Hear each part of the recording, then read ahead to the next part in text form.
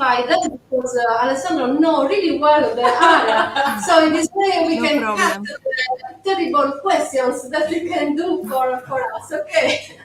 Thank you, because I had to introduce, in fact, just to say that we try to merge our respective interests because we focus a lot on active mobility and how to integrate active mobility in urban planning and how to create progressively car-free urban environments, especially in the city center. And so, in the collaboration with the University of Cagliari, we thought that summer data market could be a good case study to start with. Thank you, and I leave the floor to Giulia. Okay. Good morning, everyone, and thank you for attending this paper. I am Giulia Pedilarco, a PhD student in Urban and Regional Planning at the University of Parma. The following presentation aims to illustrate research carried out by the authors, and it is focused on the criteria necessary for identifying streets to be pedestrianized in the surroundings of commercial attractors. The reference case study to which the criteria were applied is the area of the San Benedetto Market in Cagliari. In the following presentation, I will discuss the subsequent steps that are introduction, state of art on pedestrianization, case study and selection of criteria, results, discussion, and finally conclusions. The context of the research is that of the smart city and the 15-minute city. Particular emphasis was placed on amenities and economic activities as catalysts capable of simulating a space of socialty. These, together with explicit willingness of the local administration of Cagliari to regenerate open spaces and introduce new economic activities, led the research towards the promotion of pedestrianization close to the attractors. Commercial attractors.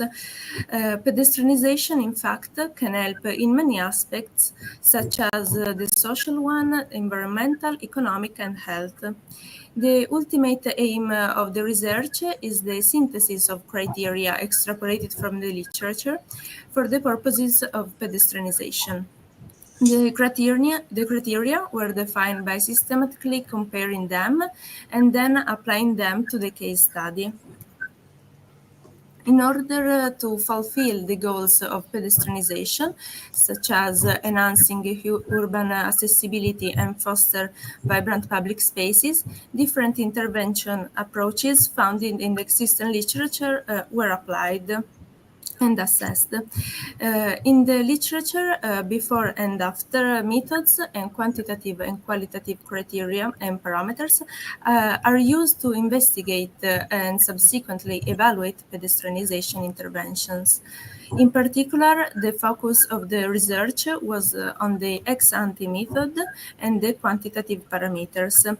Thanks to this evaluation, it was possible to extrapolate 7 criteria, which are mobility, land use and accessibility, pavement facilities, street connectivity, safety and security, streetscape design, and finally population and socialty.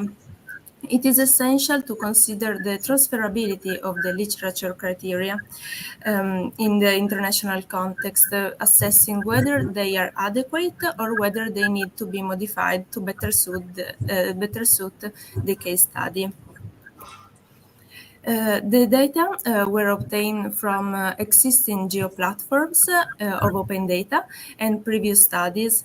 Regarding the criteria identified in the literature, only a few were applied to the case study due to the uselessness and the impossibility of finding some data. So it is stated that they could be modified and even added as required. Each criterion includes at least one sub-criterion, which in the literature had at least one method of measurement. After careful sorting, it was decided which quantification criterion to use.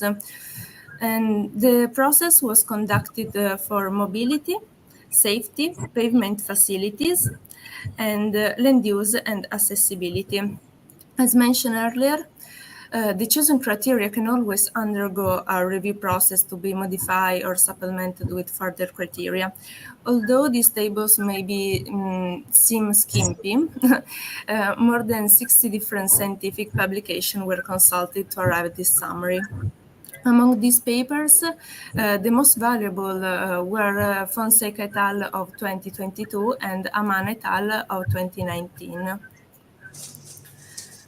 San Benedetto Market is located in the city of Cagliari in the southern area of Sardinia Island, and it has been selected as a case for many reasons. Some of these are the location, straddling 3 different neighborhoods that are San Benedetto, Santa Lenixedda, and Villanova. Moreover, the large size and the ability to attract many people make this market a perfect example of a large commercial attractor. In fact, it is the biggest European covered market. Thanks to various types of funds like the NRRP and a lot of numerous planning tools, the revitalization of activities and the regeneration of outdoor spaces, as well the pedestrianization of vialai are planned.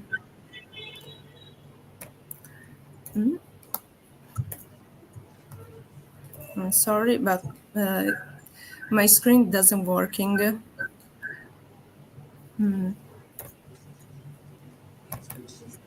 Okay. I can go on. About the results from a mobility and safety point of view, there are numerous public transport lines, such as the metro, and 4 urban buses, and many stops within 200 meters of the market.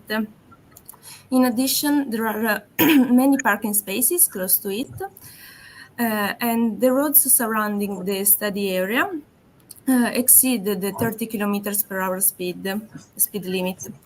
In one of these roads, Via Alighieri to be exact, there is also a cycle lane. Regarding land use and accessibility, the study area has a school facility in the northwest. Moreover, the market area is more densely covered with economic activities than the other places of the study area. So it is possible to observe that there are many different economic activities, including restaurants concentrated in Piazza Galilei, trade in Via Coccortu, in Via Alighieri, and in Via Tiziano. General services in Via Pacinotti and also in Via Tiziano. And finally, recreational functions in Via Manzoni. To examine the theme of pavement facilities in more detail, it can be noted that the green area of Piazza Galilei and the trees near the market, precisely in Via Pacinotti, are the only green elements in the study area. As far as street furniture is concerned, 2 shelters stand out in Via Santa Lenixedda and Via Baccaredda, but they are not sufficient. In order to choose the street to be pedestrianized, priority was given to its proximity to the market. While travel speed above 30 kilometers per hour, the presence of public transport stops, and the driveway access to courtyards are reasons for excluding the street from the pedestrianization process. The presence of activities and furniture, on the other hand, are not discriminating elements, since they can be included during the intervention. In these terms, Via Pacinotti over here and Via Lai appear to be the most promising. Reasoning from the perspective of making current limitation into opportunities for future developments, it is intended to decrease the car impact by proposing the removal of parking spaces and guaranteeing car access only during certain hours or on certain days or only for vulnerable people. The limitation, of the criteria. And yes, I can't hear you. Okay. Okay.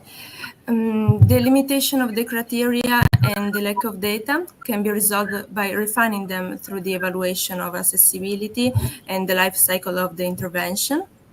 Analyzing the results obtained, it is possible to suggest some modification or integrations, which could be the degree of pleasantness or even the walkability, to improve the accuracy and the relevance of the criteria. In order to bridge the gap between theoretical criteria and the reality, it is planned to involve citizens in the decision to understand their point of view and how they react to the intervention. The originality of the research consists in facilitating the decision-making process of administration by providing priority criteria for pedestrianization that can be integrated into planning tools such as SUMPI. In addition to this, the criteria were chosen because they can also be adopted in contexts similar to the market, such as residential neighborhood with a commercial attractor. Furthermore, it is planned to involve the citizenship, like inhabitants and users, as customers and employees, in the decision-making process through a pre- and post-intervention participatory process and a phase of implementation to test the effectiveness and of the pedestrianization. So thank you for your attention, and I'm happy to answer any questions. Thank you. Thank you, Giulia. Some question from the audience here? For me, just a promise. Non capisco perché mi mettete subito. I don't know why you're laughing. Just a promise, Giulia. Do you listen to me? I'm Cara. The promise is that I will promise that I will bring to you in the area of San Benedetto in Cagliari. Okay, this is just a promise because finally we are talking about San Benedetto. Thank you. Because so I promise all of you that I will bring all to you in this area. Okay. Exactly.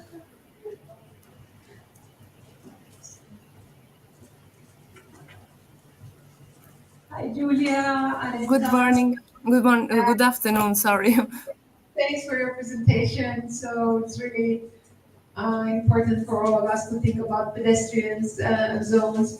I was wondering if you know about the projects on super blocks. So yes. What you are doing reminded me a little bit of super blocks initiatives, and maybe you want to have a look if Barcelona started doing that. So not only one street, but how they can include several streets in forming kind of a pedestrian block. And I saw just recently that Vienna is doing something like that too. So maybe it would be an interesting exploration, just as an idea. It's less a question, but more as an expanding idea to look into maybe. Yes, our goals is to start with a road and then implement the intervention so the inhabitants can simply adapt to this intervention. So if I can add. Yeah, I want us to pass. Yeah, No, go. Just want to add that we try to start from a very difficult case study, which is a central market that attracts lots of people and also lots of private vehicles. So it's a very difficult situation, and so we had a lot of limitations and constraints, and so it was really interesting also to confront with the colleagues of Cagliari to see which are the problems of this attractor. I don't know if the finally, I know Alessandro, sorry, I'm speaking also for you.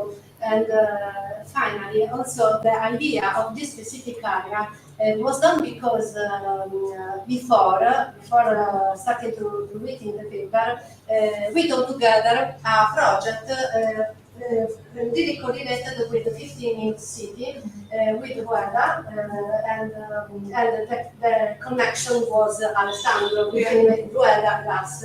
And the idea was to apply the model of Rueda in a specific area in Cagliari.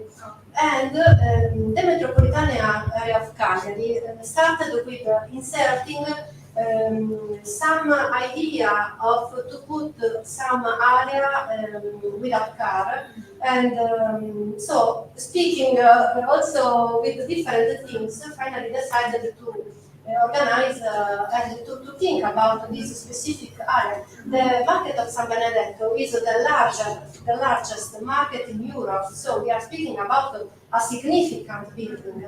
And so finally, and for that reason, it's also important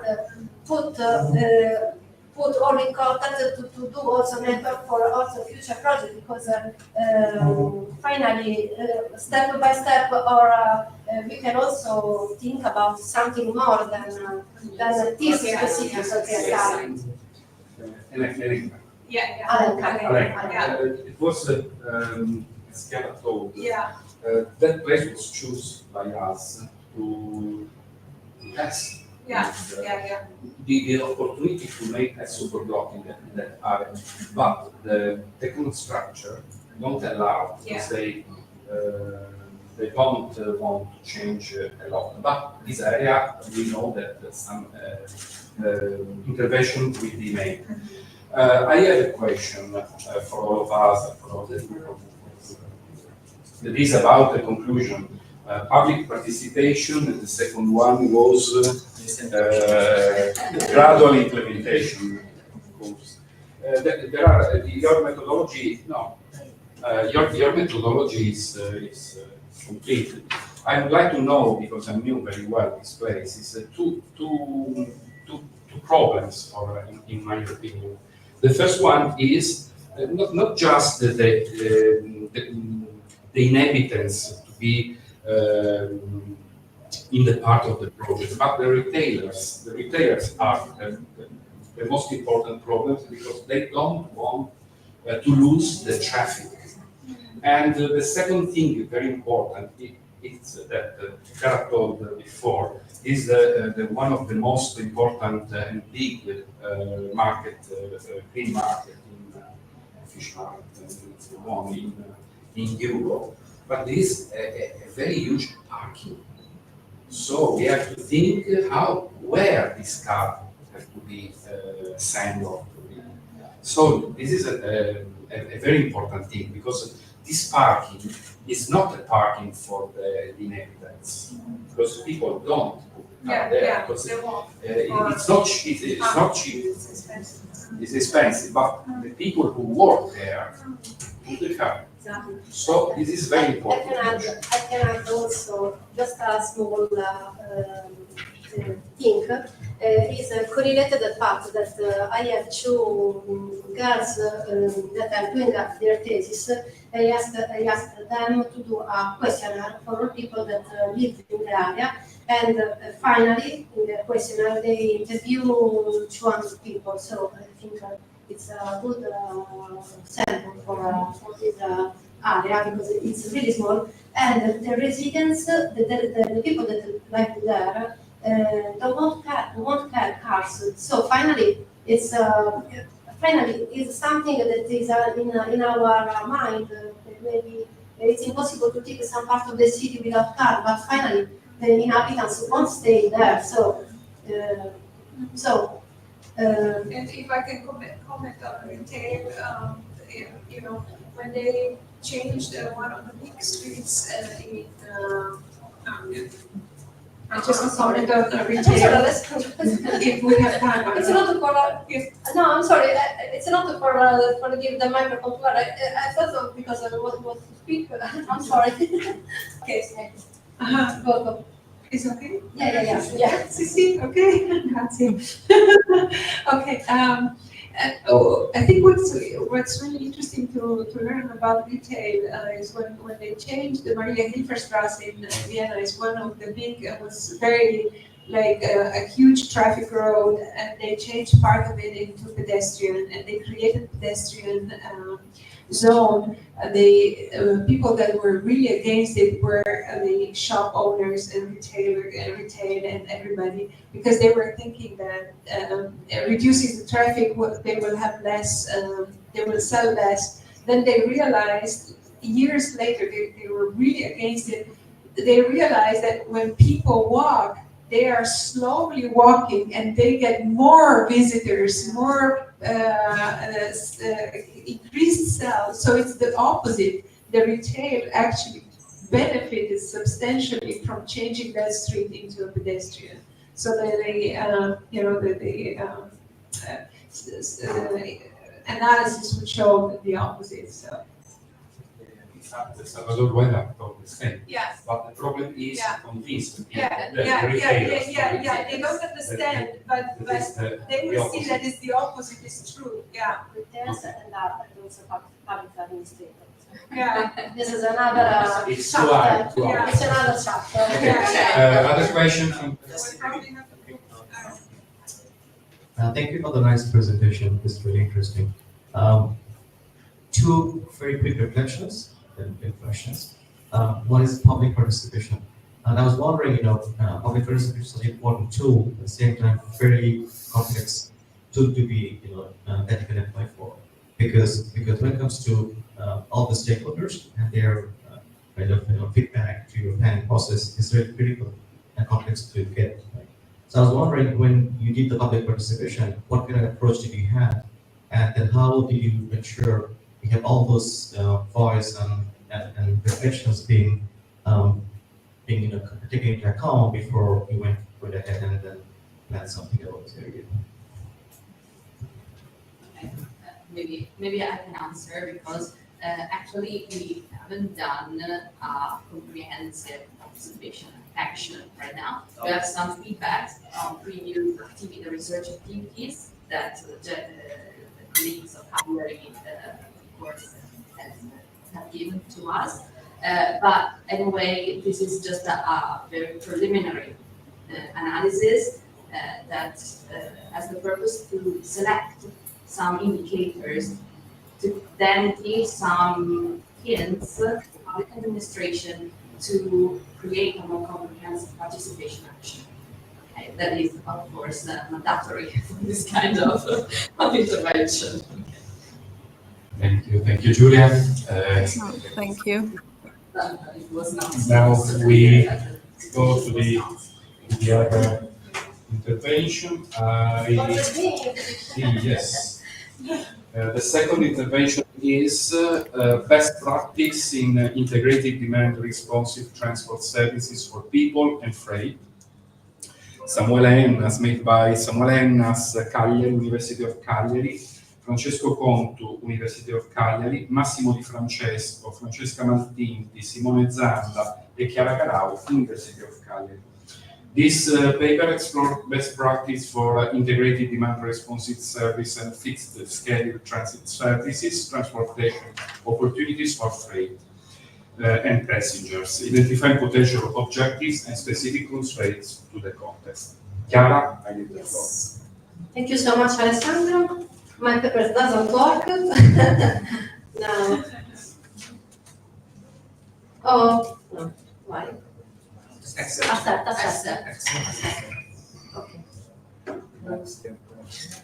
Okay. So I want just to do some premises. I'm sorry. I need always to start from the beginning of all papers. And this paper, at the beginning, the presenter wasn't me, but was the students. The students finally didn't came here, didn't present in a virtual mode because he has his degree, the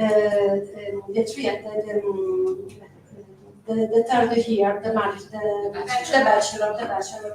So I was really, how I can say,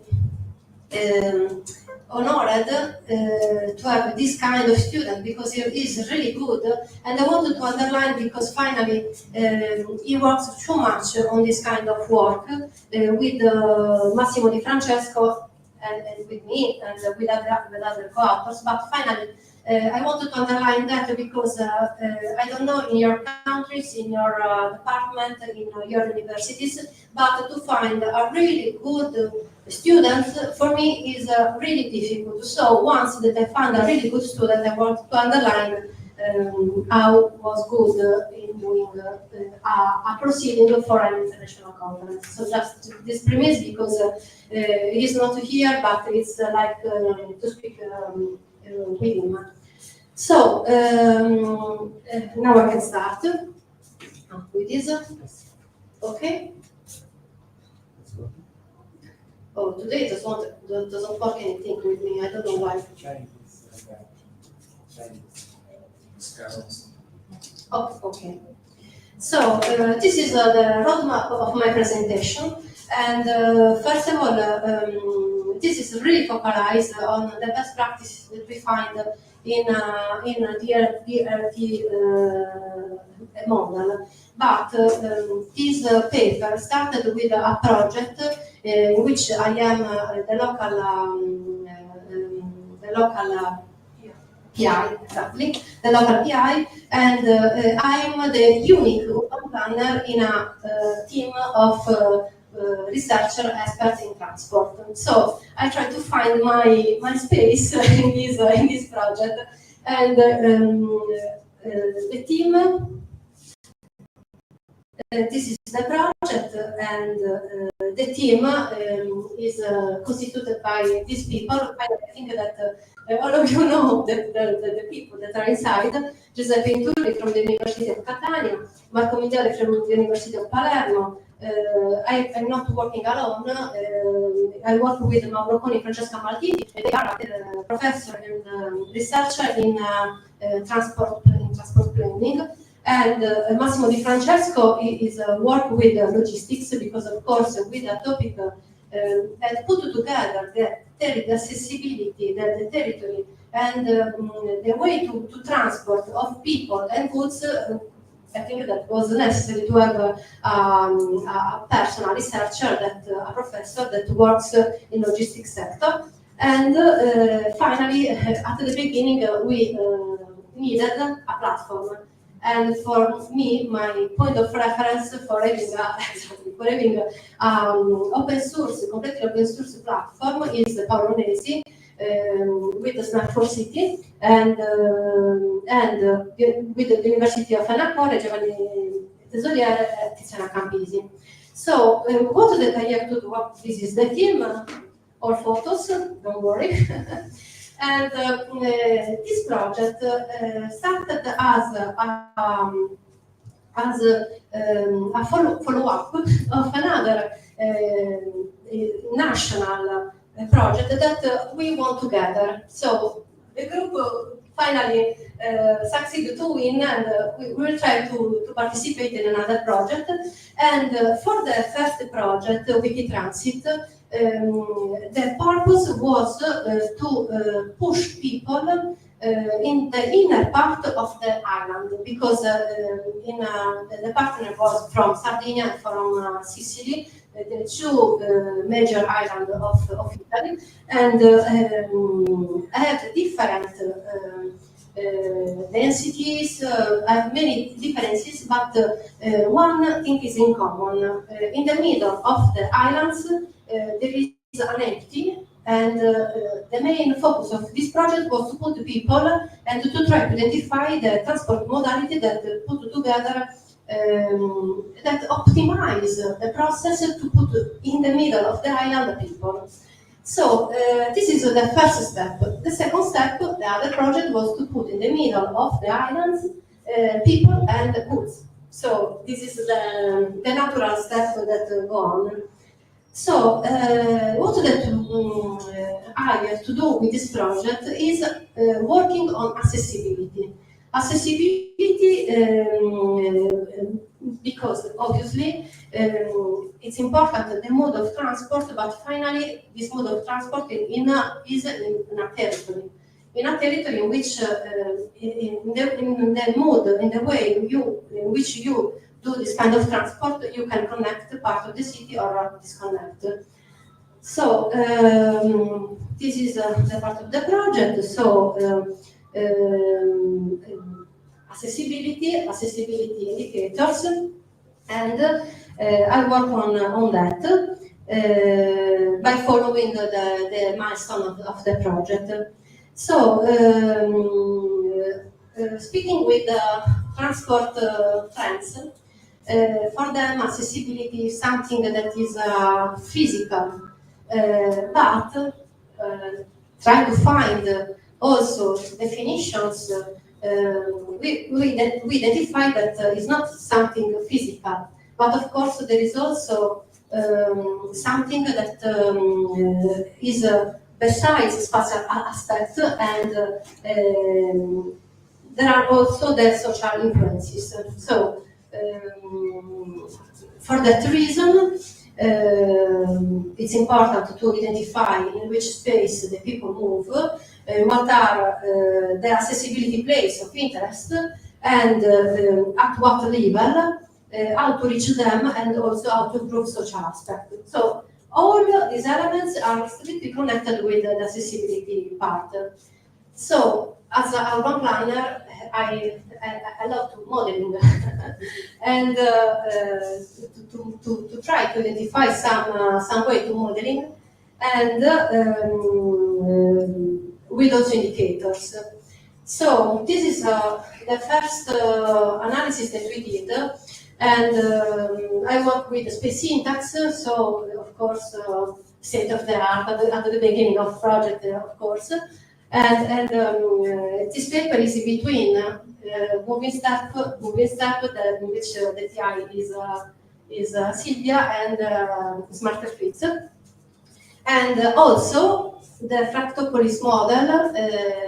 I did this work with Pierre Frankhauser, in which it was extremely important because also to think to identify the infrastructure that are able to put together people and flight. Finally, it's extremely important to know the territory, to know also the potentiality and also the capability of the territory.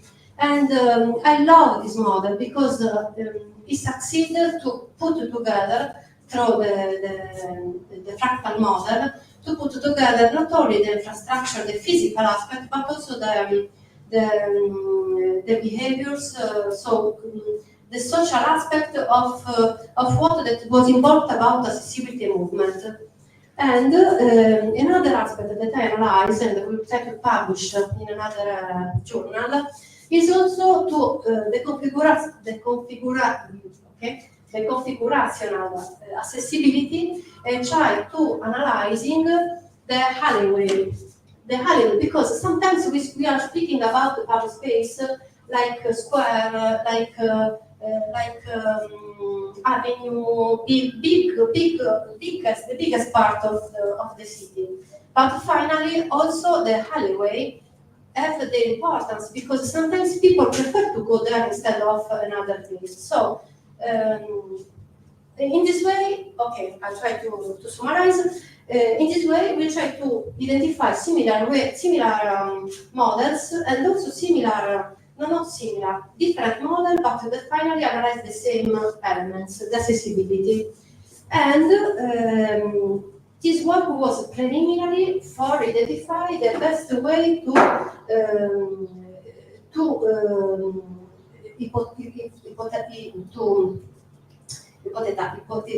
you understand me?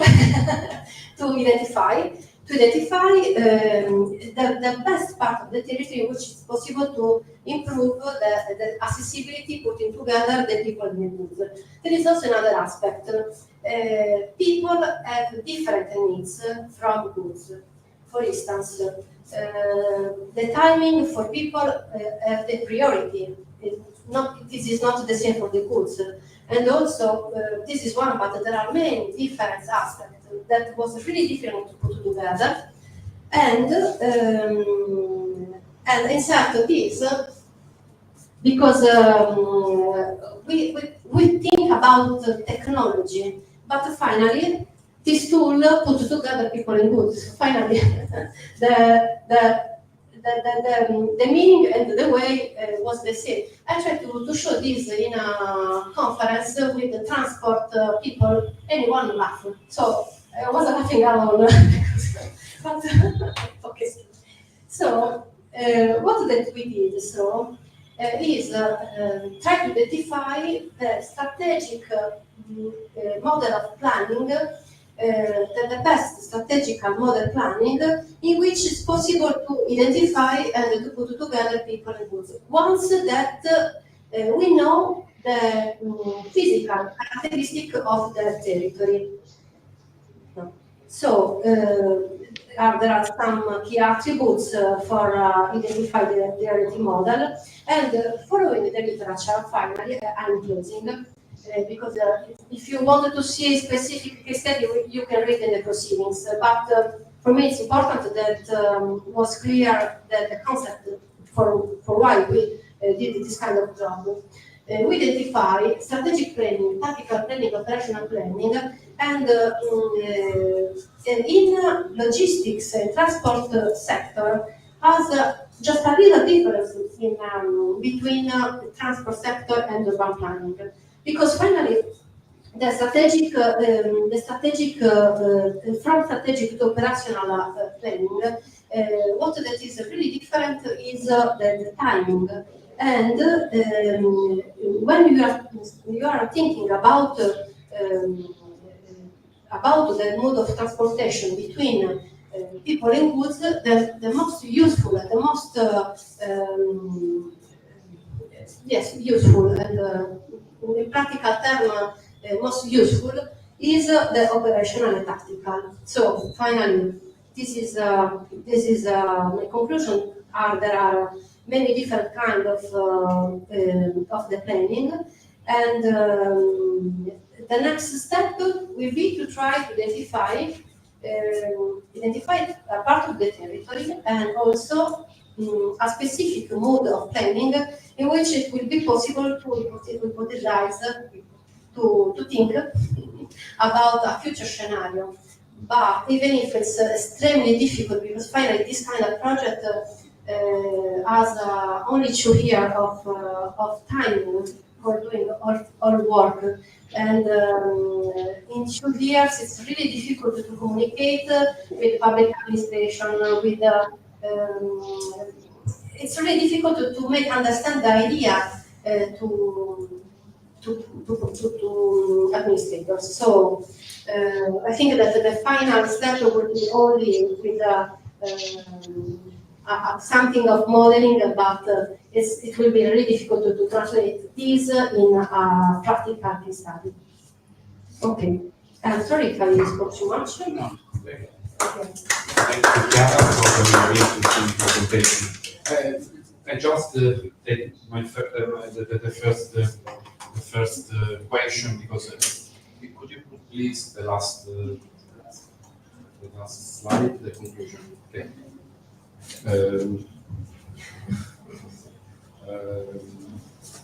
Identifying opportunities to improve the existing regulatory framework in order to promote innovative and sustainable solutions. This is the first question. Because you are right when you said before, there is not an infrastructure problem or a governance problem to people. But what do you think about legal and regulatory framework to try to think a different kind of planning. Yeah. It's a good question because we started by considering, for instance, the case study that we have already done, Protoflavia, in which we will organize a modality of transport in which people can arrive from Cagliari to Iglesias, a bus bring people and put all this kind of people in this fantastic point of interest, in which it's impossible to arrive in one day. So the first idea was optimizing this mode of transportation, but there are some different regulation between goods and between people. So after having studied all of this kind of literature, we identify that it's really difficult to insert some goods because people need some regulatory forms that are really different from the goods. So it depends also on what you are you want to transfer from one point from another. Because if these goods are food, there are many things to think about. So for that reason, working in a sustainable way could be an idea, but to transfer this good idea in practical terms is very difficult. In fact, also in the conference with transport, one professor finally said that read many papers about this kind of modality of transport, but in practical there isn't, because finally you must put together two different elements that have different needs and also different regulations. So, but maybe we were really optimistic when we are reading the project, but I don't know because maybe we will find the way to do that, but also if the colleagues in transport sector identify that there is a subjective problem with that.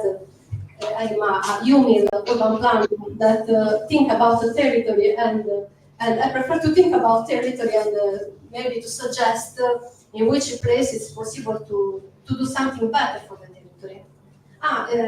With the Fractopoli model, I said every time, I'm sorry, because after many studies, can you put in just I study all the metropolitan city of Cagliari is really big. 17 municipalities, yes. And the worst area, the worst zone in absolute was where I live. Okay, so it's incredible because Pietrancasero, it's fantastic because you know really well this area, but not for me because it's the worst area in all metropolitan cities. So I'm sorry, I said to you also in other presentation, but it's incredible. It's meant to tell you what we can select the people and frame that can move together. Exactly. As we're here on this slide, I had a question. So how do you model people in the fractal model? I mean, is there a difference to goods, and how do you make a difference? With the fractal model, I analyze basically the movement of people. I analyze basically the So I bring the methodology of Pierre, and he did many surveys in which all amenities are classified in four levels. And for each level, there are a sort of priority of the needs of people to achieve some specific point of interest. And from the point 0 is the amenities that you achieve not frequently, starting from the point 4 in which you go every day. Okay, once that you subdivide these amenities in this part, the survey suggests the priority that people give to each specific point of interest, and it's a percentage. Yeah, percentage. Percentage. I'm sorry for percentage. Yeah. In which that was analyzed by considering the habits of French people, but finally applying the French model to Italian model. Finally, we succeed to achieve the same results because, for instance, Pierre didn't know anything about my territory, but finally, this and Alessandro can be a tester.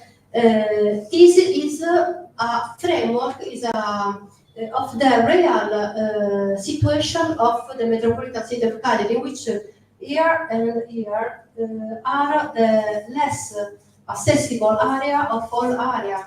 So we use this model, but finally we succeeded to have a framework of the reality of this context by using the model of French people. And another thing, we had many problems the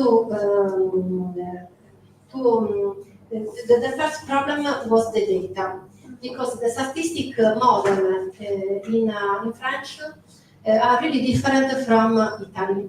And for instance, in French, the statistic model gives the number of floor and also how people live in each floor.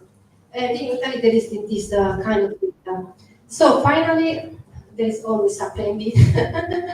We succeeded to put together, to do some works with the data. Finally, we achieved this data. But this was the first problem. But finally, step by step, we succeeded to have this model. Yeah, thank you. I was really interested. So my background in geoinformation science, in GIS, GIS modeling. So I was interested because you said that you model how people move.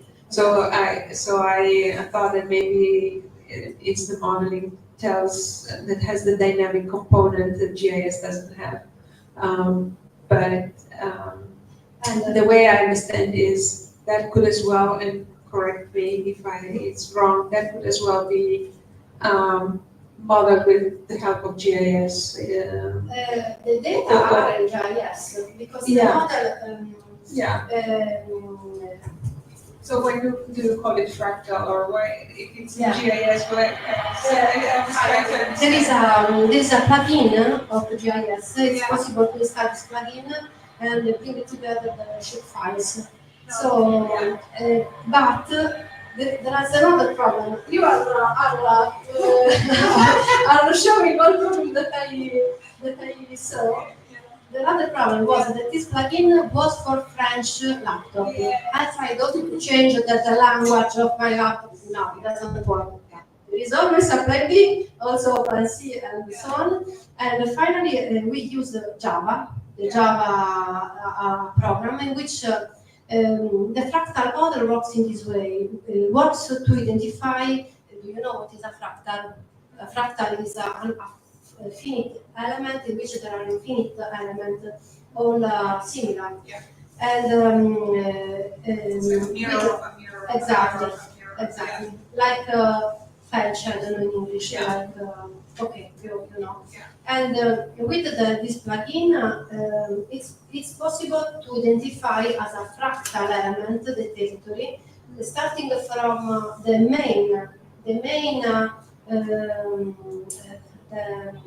biggest element, and step by step it's possible to identify the smallest element, and was also really interesting because it's the first time that this model was applied in coastal areas, and there is a physical wall, there is the water, so the fractal elements was really difficult to apply in the part in which there is the water. So it started all complicated, but finally we succeed, and we have this model. So I think that you identify all kind of problems. Maybe I don't have any other problems. It was not intentional. No. But, I think this is the most interesting things. No, yeah, but finally you find exactly where I found the difficulty, but also the way in which it was possible to solve it. Okay. Yeah, I'm sorry. We I'm have to sorry. be Oh, yeah. a bit faster Yes, because yes, yes. of the other presentation. So I present now, I introduce now this paper. The title is Leveraging e-Service from Investigating Sustainable Urban Mobility, a case study in a small community. The paper is presented by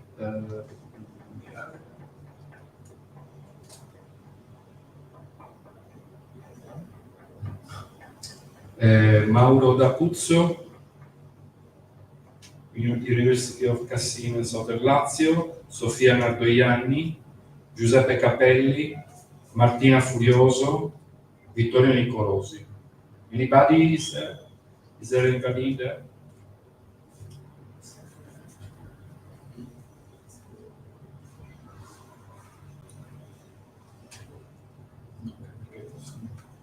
Identici a quelli dopo. Che facciamo? Non abbiamo più di voi.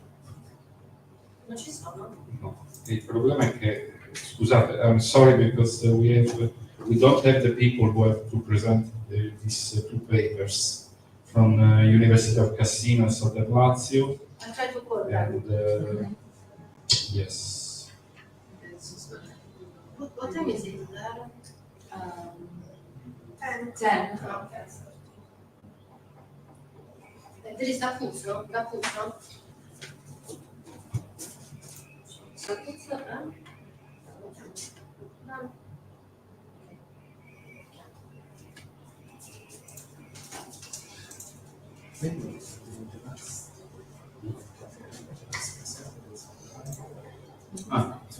Okay, Gabriele, are you in the session? Gabriele Dorso. Okay. Yeah. I think that we can start because we don't have the other people. Chiara is trying to call them, so we start with you. Okay. The paper is a GIS-based approach to enhance safety and accessibility of shared mobility services by Gabriele Dorso, University of Palermo, Vincenza Torrisi, University of Catania, Marco Migliore, University of Palermo, Maria Atta, University of Malta. Starting from the crucial role of the implementation of shared mobility services, this research introduced a GIS methodological approach to analyze the interplay between accident and accessibility, offering a deeper understanding on how the urban affects safety and accessibility in shared mobility. Okay, Gabriele, the floor is yours.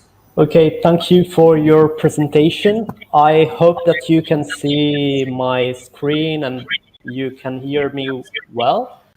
Yes. Please confirm it. Okay, thank you. So, hello everyone, good afternoon. I'm Gabriele Dorso and I'm a researcher at the University of Palermo, Italy. And today I'm very glad to present you a study I conducted together with Vincenzo Torrisi from the University of Catania, my colleague Professor Marco Migliore, and also Professor Maria Attard from the University of Malta. And we developed, as you already said, a GIS-based approach to enhance the safety and the accessibility of shared mobility services that are two crucial aspects. This is the outline of my presentation. So after talking about the issue that this study intends to solve and presenting also a short overview of the literature review, I will discuss on the aim of the study and I will present you the methodology we applied to the case study. And finally, I will show you the results and the concluding remarks.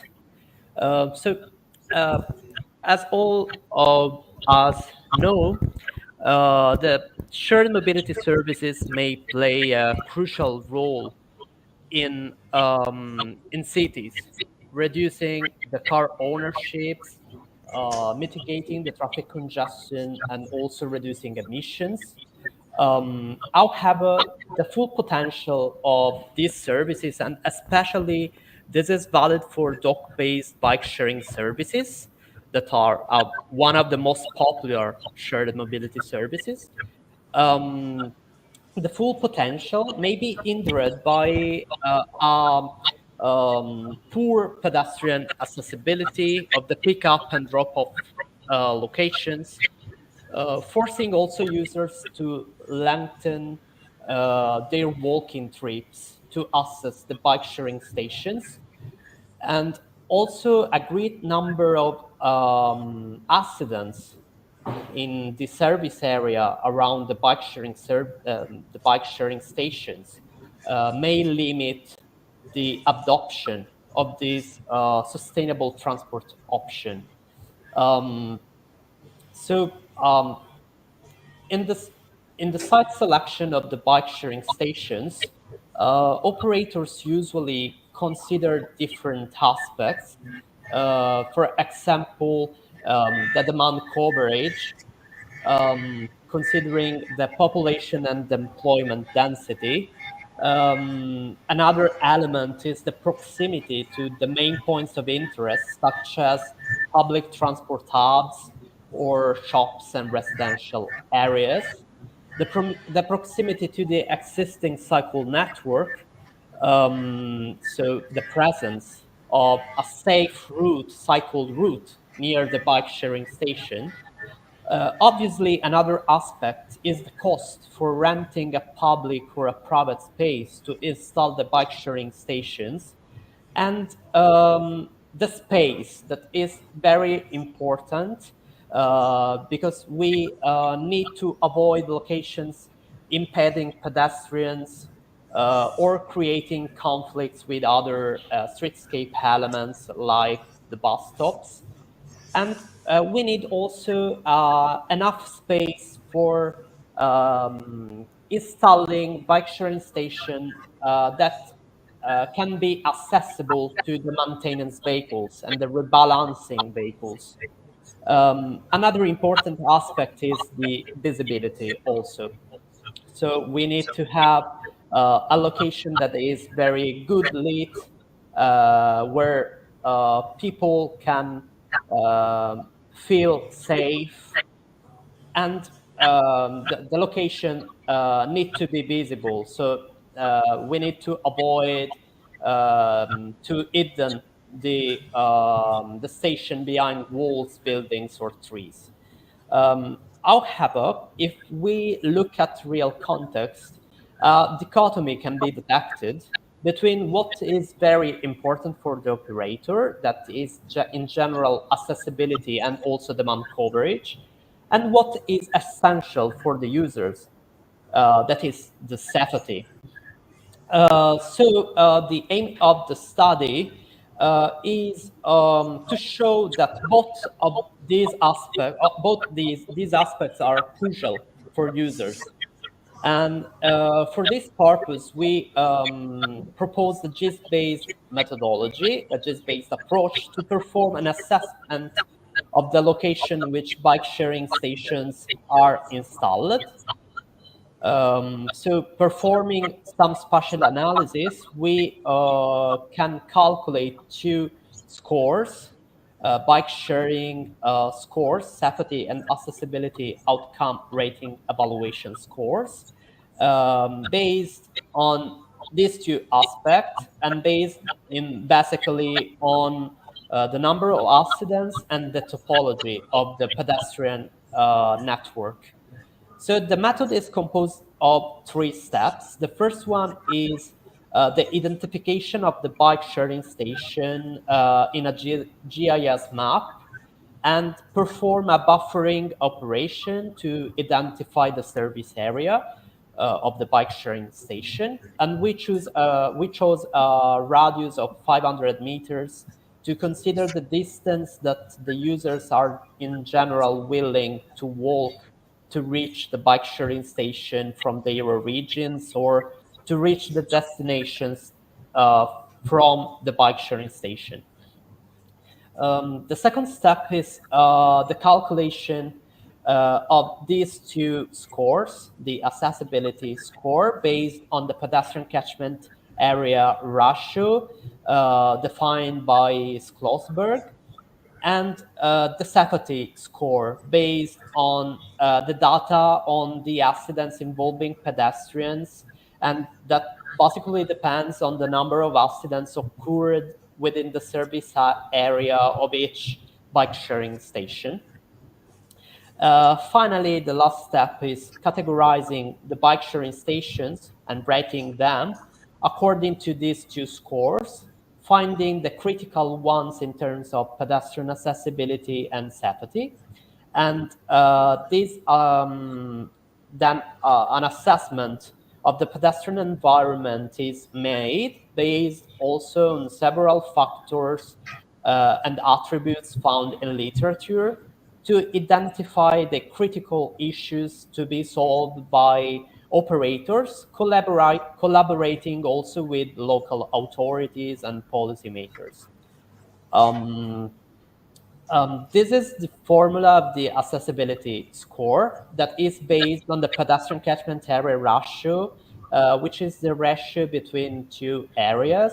So we have a network-defined pedestrian service area calculated using network-based distances, and another area that is the theoretical pedestrian service area calculated using Euclidean distances.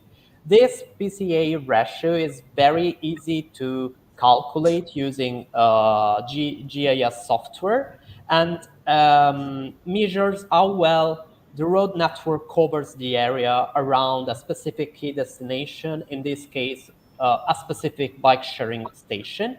And a minimum score of 0.5 is a threshold. The safety score for each bike sharing station is calculated on the other end using the ratio between the total number of accidents within the buffered area and the maximum number of accidents recorded within a buffer, considering all the bike sharing stations under investigation. So this index can vary between 0 and 1, and obviously 1 is reached by the bike sharing station having the greatest number of accidents within its service area. So we applied this GIS-based approach to our case study, and we chose the city of Palermo in Italy as a study area. In this city, a dock-based bike-sharing service is currently operated by the public transport company AMAT. And since 2016, the users can pick up and drop off the bicycles, accessing to one of the 42 bike-sharing stations located throughout the municipality, and unlocking the bicycles using a mobile application. In 2020, the service had a wider fleet rather than the today fleet. In fact, there was a very strong reduction in the fleet due to vandalism, and also to the competition of e-scooter sharing services and dockless bike sharing services. However, I want to show you some data about the use of bike sharing in Palermo. These data are referred to 2019, before the pandemic, the COVID pandemic. And as you can see, there were 2,600 subscribers making more than 30,000 trips. The average rental distance was 2.5 kilometers and the average rental time 20 minutes. The months, October and May were the months with the greatest number of trips, while January, December, and August were the months having the lowest use of the service. And as you can see, the service is most likely used for commuting trips because it was used mainly during weekdays and during the morning and the afternoon peak hours. And the bike sharing is also used more in the city center, as you can see in the map. So we calculated the accessibility score and we found that the operator considers these aspects in the selection of the location, since more than half of the stations have a PCA ratio above 0.5, so a good accessibility. However, some stations located near maritime neighborhoods and near the university campus have a poor accessibility. And this is due to the presence of the sea in the first case and to the presence of specific gates and entrance in the second case. So in the case of the university campus. For calculate the safety score, to calculate the safety score, we collected data about the accidents involving the pedestrians in the city of Palermo, consulting the database of the police department. This database is referred to 8 years from 2015 to 2022, and more than 1,000 accidents occurred within the buffers of the bike sharing stations. As you can see in the map, the bike sharing station in World Service area, the greatest number of accidents occurred are those in the city center. So I'll talk. This table shows both the scores, the accessibility and the safety scores for each station. And if we consider the top 10 station for the safety score, these bike sharing station are the ones having the not only the higher number of accidents but also the highest accessibility score.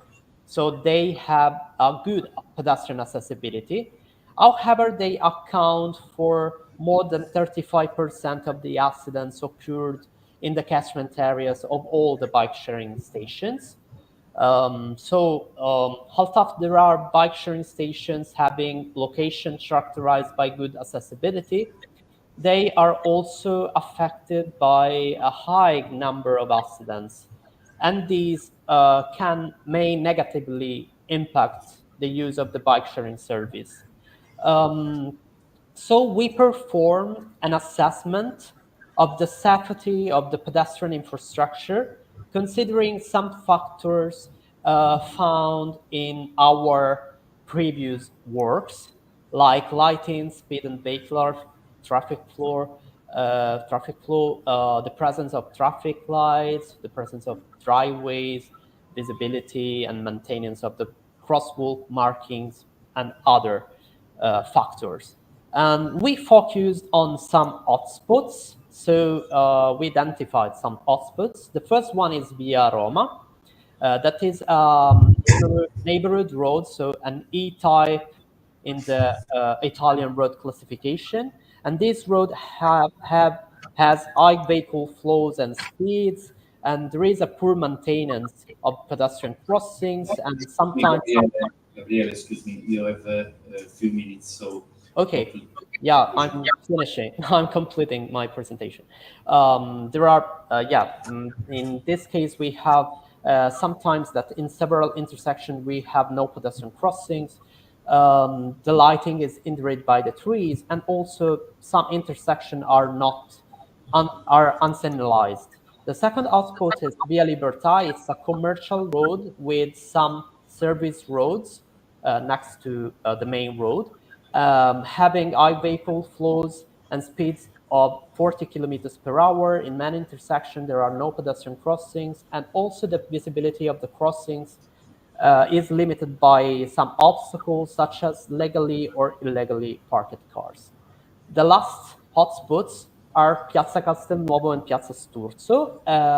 These are characterized by large roads with high traffic volumes and also high speeds, over 50 kilometers per hour.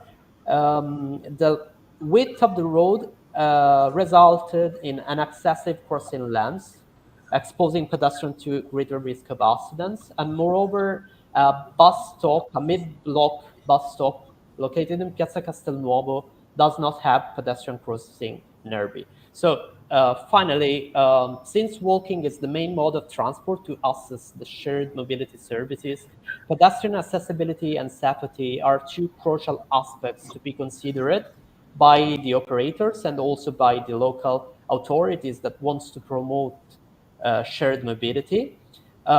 Some GIS-based spatial analysis and also accidents data can be used to create a scoring system for identifying the critical locations.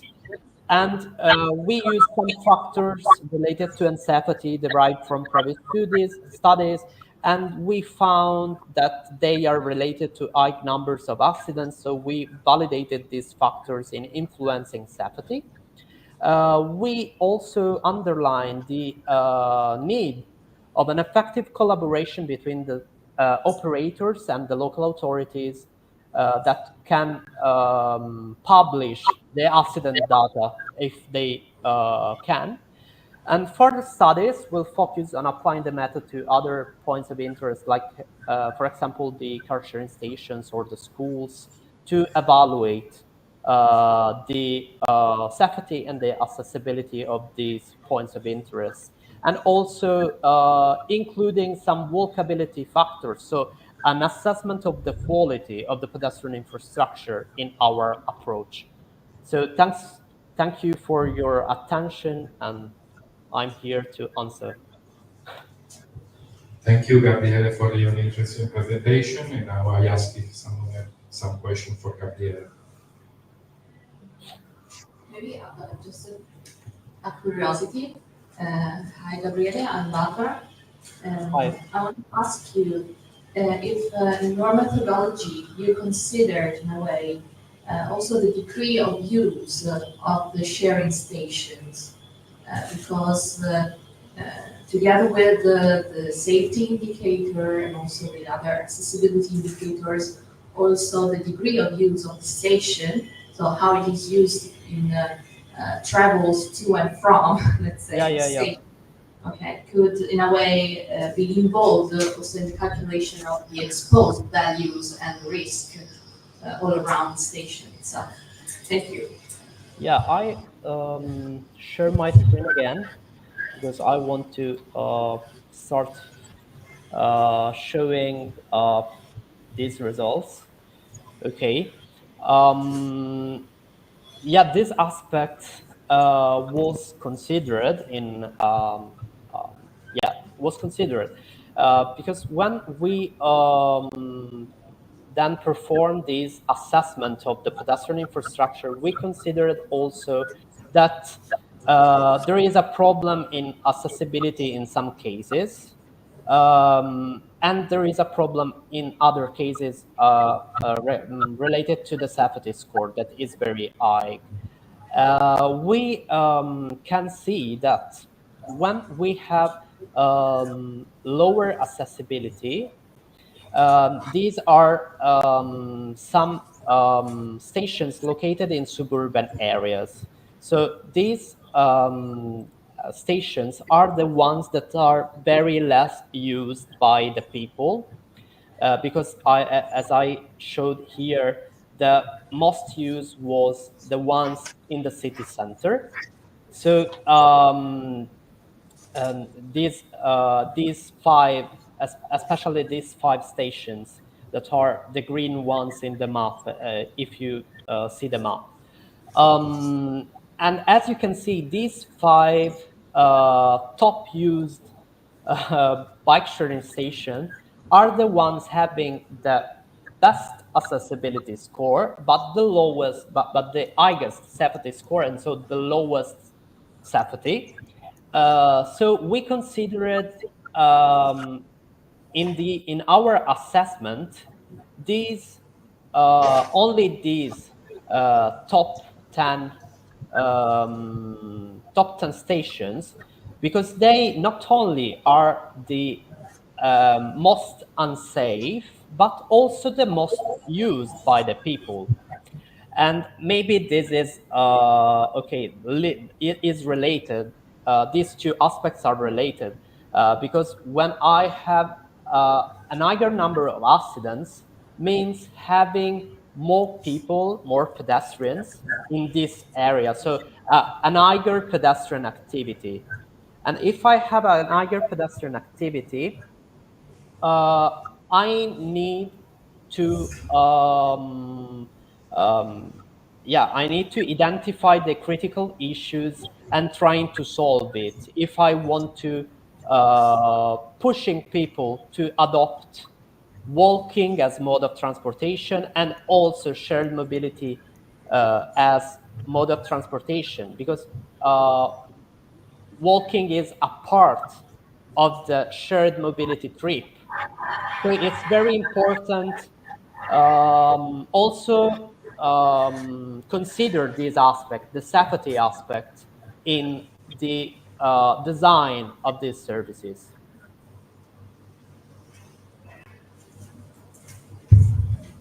Thank you very much, Gabriele. And Okay. now I present the last two papers from the group of the University of Cassino. I think that Sofia Nardoianni is here.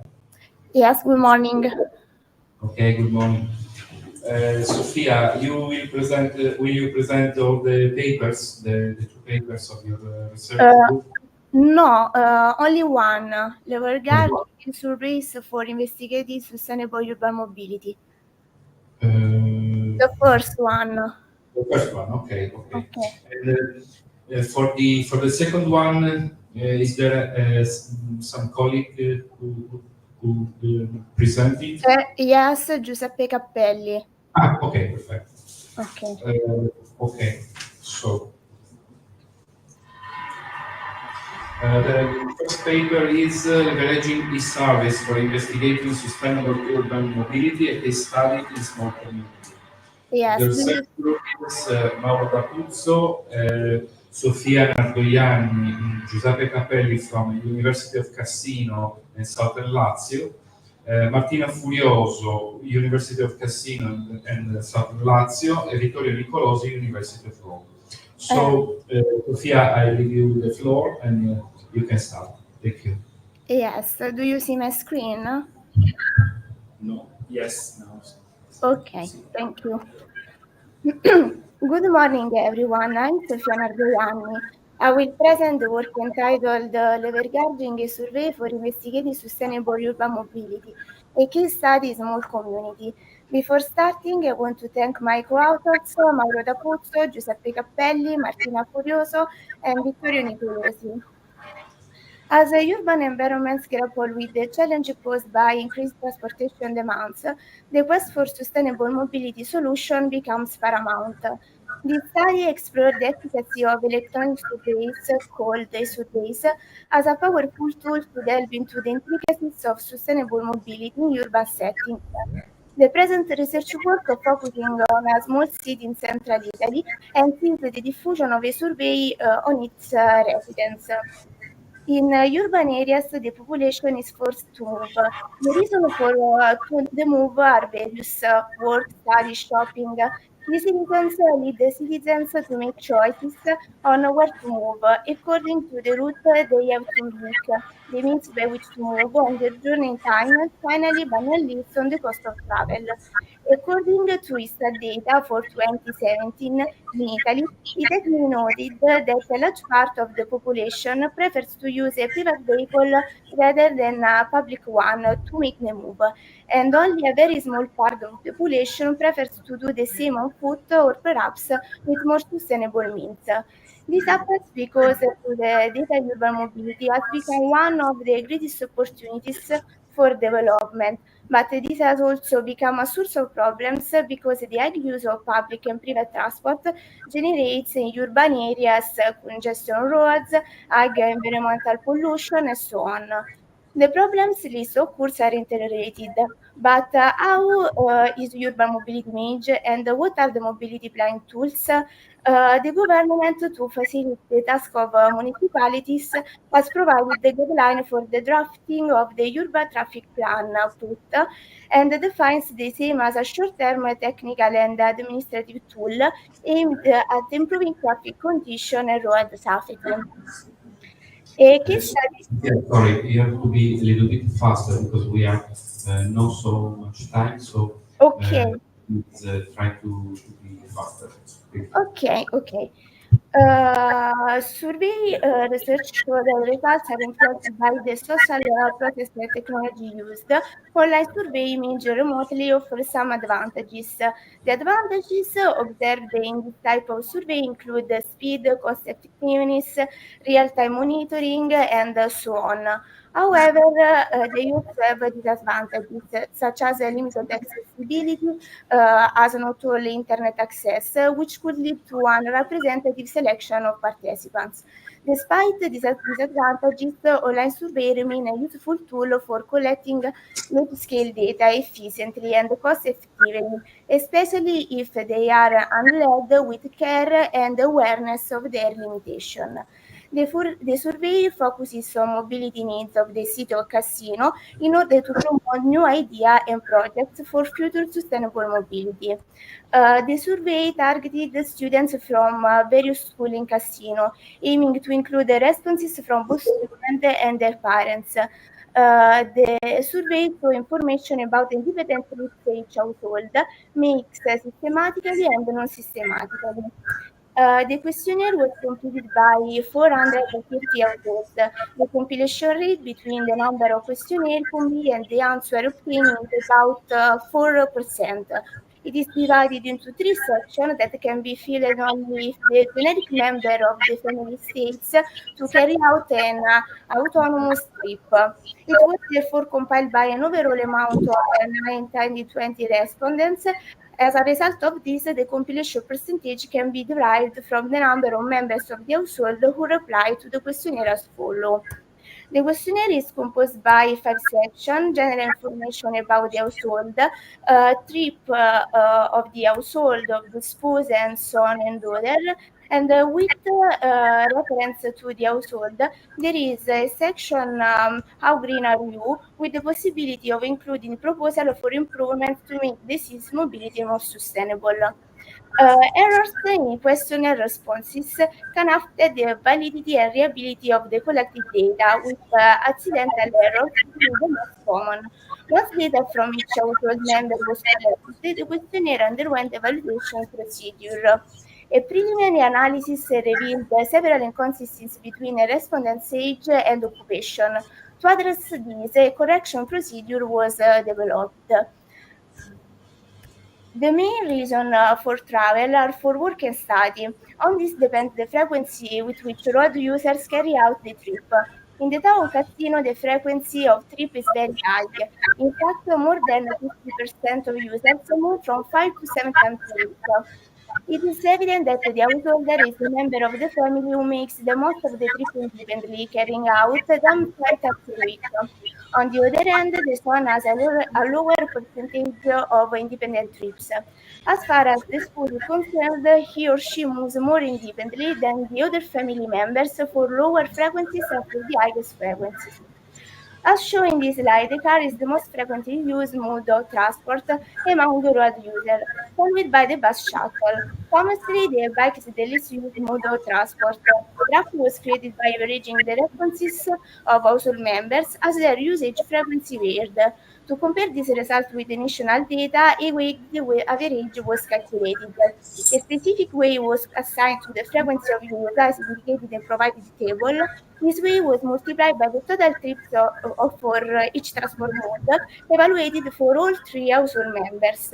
A comparison was made with the data from the document by the Oxford Research Institute, and the results indicate that the usage pattern of different modes of transport in casino align with national data. Analysis of e-bike users show that family members rarely use e-bikes, with spouses using them occasionally and son or daughters being the most frequent users. The percentage of e-bike use in casino, 10.02%, closely matches the national figure of 10%, reported in the Ipsos document Cyclists Across the World. This alignment suggests that despite the lack of suitable cycling facility in casino, the construction of such infrastructure could increase these percentages. The last analysis carried out with regard to the e-bike mode confirmed the propensity that users have to use it according to the income range. In this case, a weight has been Yes, assigned. so you should go to the conclusion because it is Okay. Um, Uh, at the end, the analysis carried out considering the frequency of travel, first as a function of the trip purpose, and then according to the transport mood and the household income, highlighted that the population in casino is willing to carry out a trip much more frequently for the purpose of purchasing non-perishable goods, in agreement with other Italian cities, and to a lower extent for purchasing perishable goods. According to the specific transport mode, the propensity to use the CPI is greater, particularly for an age group between 15 and 19 years, and for a group between 55 and 59 years. In addition, it has been seen that the propensity to use C-bikes, as well as for sharing services, the propensity is greater as income increases. A future point of investigation seems to concern the assessment of possible cycle paths and networks, as strongly requested by the survey's respondents. Nonetheless, the results derived by data collected by the proposed survey seem to shed some light on the evolving attitude on urban mobility in small communities, and therefore may represent an interesting knowledge base for planning new intervention towards urban sustainable mobility. Thank you for your attention. Thank you, Sofia. And sorry for the rush because we are out of time, and so the last presentation can't have any question from the audience. I must apologize.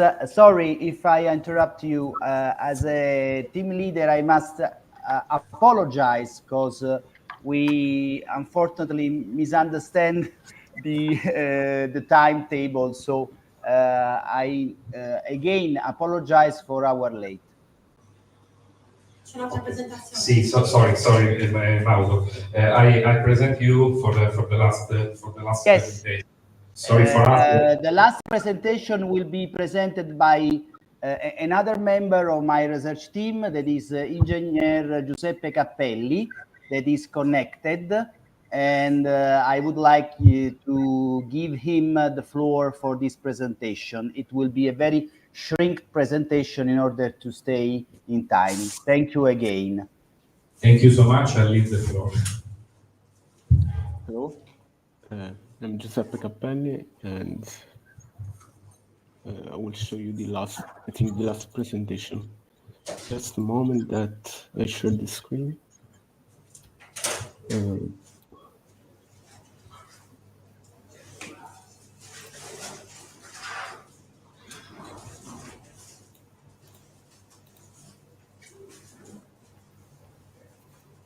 I think that now you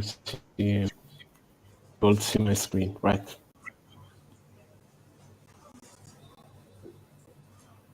Yes. Do you see my screen? Yes, you can share the slide. Okay, thank you. This presentation would be very short. Please. Sorry?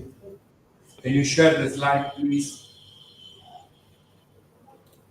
Yeah, I think that I'm...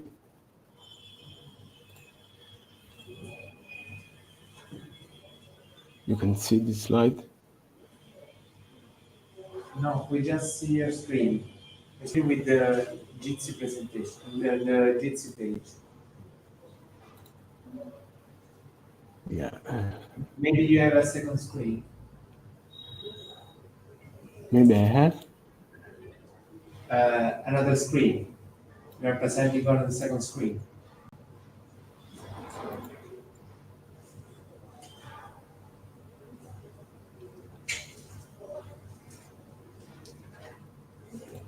Now you see the presentation. No, we can see your screen, but when you open PowerPoint, we don't see the presentation. Okay. Try it.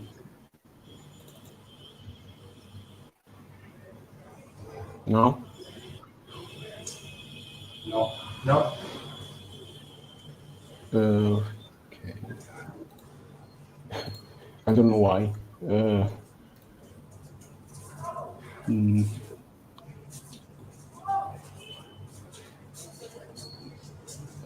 Which is your problem? Did you try to Giuseppe? Yeah, but I don't hear you very well, so if you can speak louder, yeah.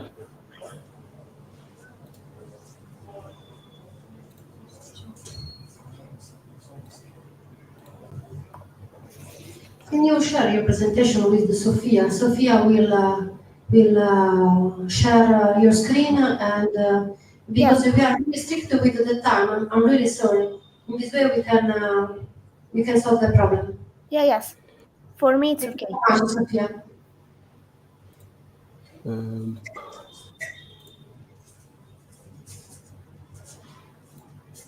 Please, in 5 minutes, if you succeed. I'm really sorry for your for that, but we are really sorry. Okay. Oh, Yeah, perfect. no, it's perfect. Yeah. Sorry for this little mistake. So, the title of this presentation is Fostering Urban Soft Mobility by Means of Pedestrian Areas, Tentative Criteria for Evaluation of Impacts on Traffic.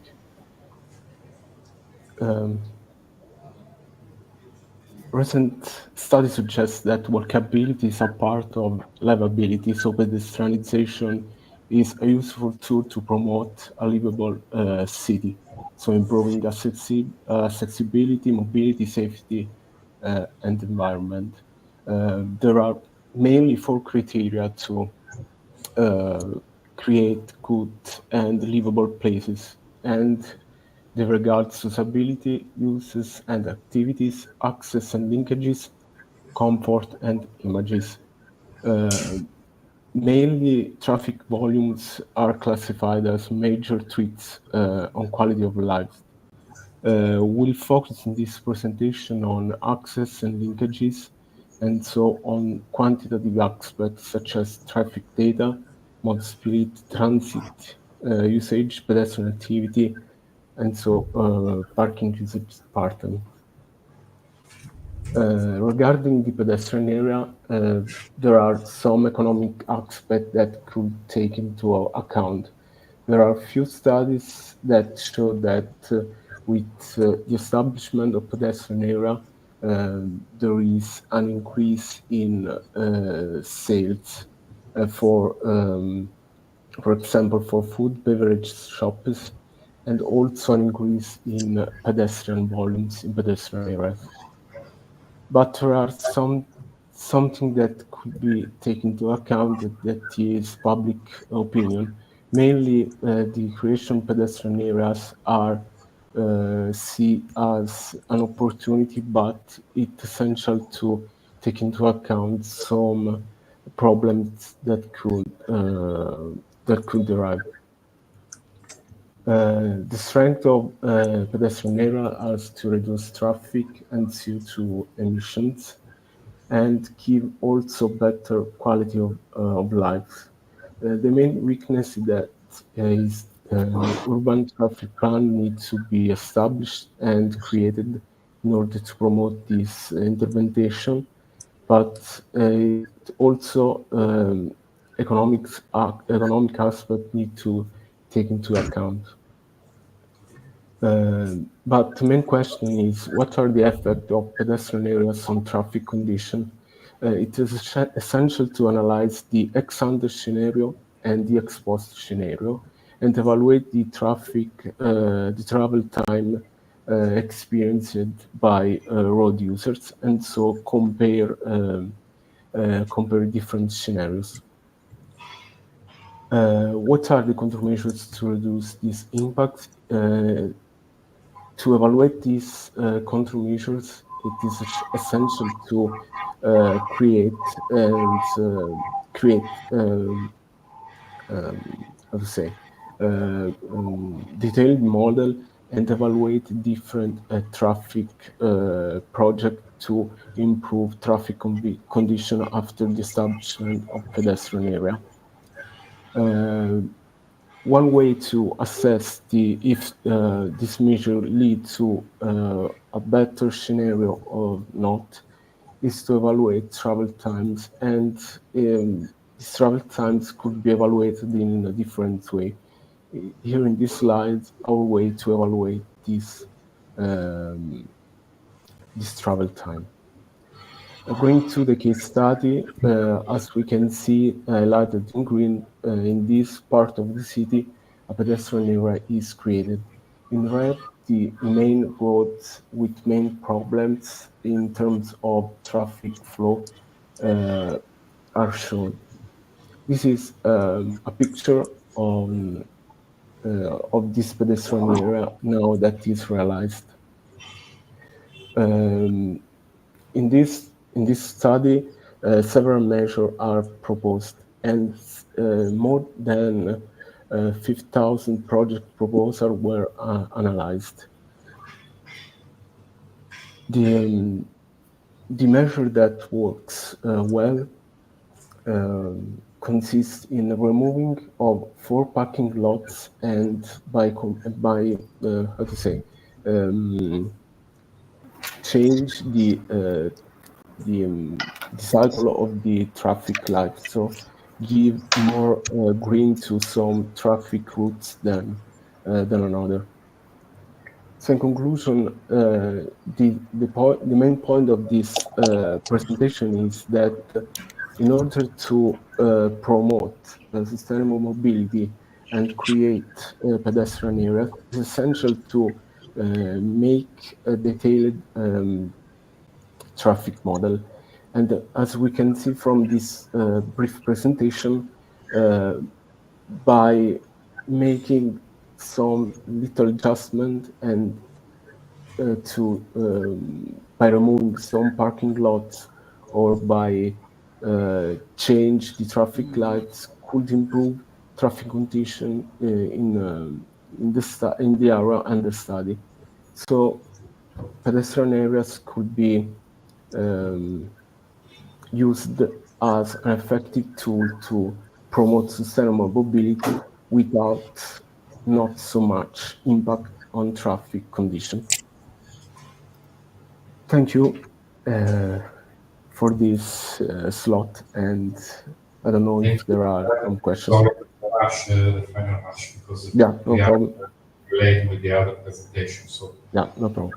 Thank you everybody, and I close this session, and we start the other one in the next minutes. Thank you. Grazie. Ciao a tutti. Arrivederci. Thank you.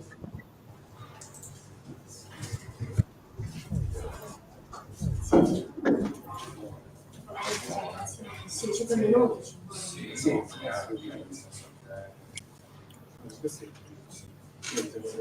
Ma il primo non lo possiamo. Quali? No, il mio assolutamente no. E quindi cosa facciamo? Potremmo mai la panna.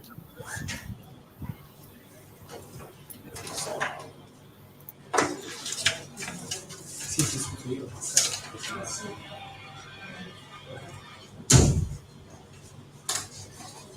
No. primo era il più bellissimo, era quello con una struttura più... Non ci sono io. No, lo so, ma quello era... Vabbè,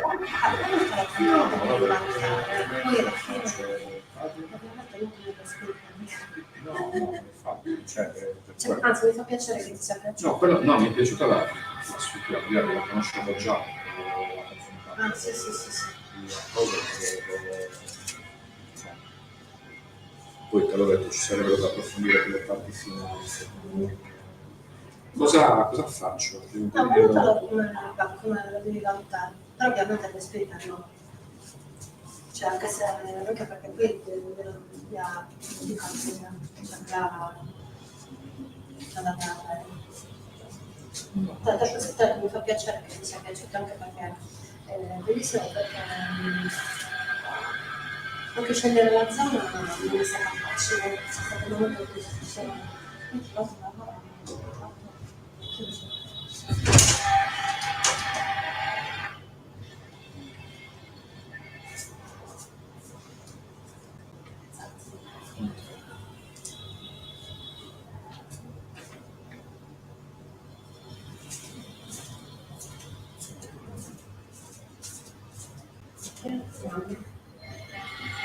No, l'abbiamo fatta, una cosa va bene. Sì. No, tranquilla. Tranquilla. No, no, era... Domani mi sa che alle 9 vostre. Insomma, ho tirato un attimo il calcolo.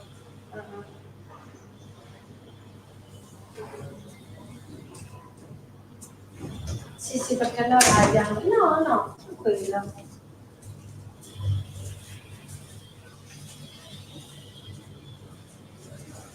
No, lo capisco.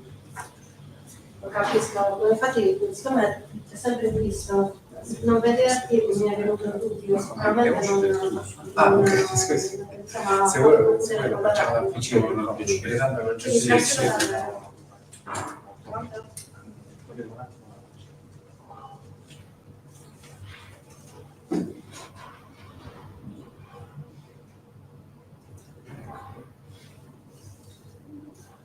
Il secondo, Chiara, secondo me c'è bisogno di selezionare perché è troppo. Che cosa? Troppe cose, nel senso Cioè? che ci sono troppe cose. Bisogna selezionare e farla via. Lo so. No, ma il problema era... No, il problema è se poteva presentare questa Morena che ha fatto sotto la discussione del gratis. Quindi, però per me ovviamente è riduttivo raccontare solo quello. Avesse raccontato lui un conto. Quindi ho raccontato prima il progetto, ma infatti le cose, si è interessava, interessato, esatto. Anche a me interessava quello, quello che stava esatto, lo so. Ma infatti, cioè, se no che avete ascoltato presenta all'altro. Presentiamo quello così lo so, sì. Infatti anche lei, ma comunque adesso mi ha fatto proprio le domande, cioè sai dove ho trovato difficoltà? Cioè proprio le sa. Però mi ha fatto ridere perché non è che mi diventa mai best practice, cioè best practice te le leggi. No, infatti. Il caffè c'è? No, c'è latte e zucchero. Davvero? Ma che c'è? Adesso chiedo se lo fanno senza latte e senza zucchero. Per me è incredibile. Appena l'ho visto che sono illuminata, l'assaggiata sono morta. Perché ne vuoi latte? Ma che cosa ne? Perché mettono lo zucchero? Non possono mettere lo zucchero fuori.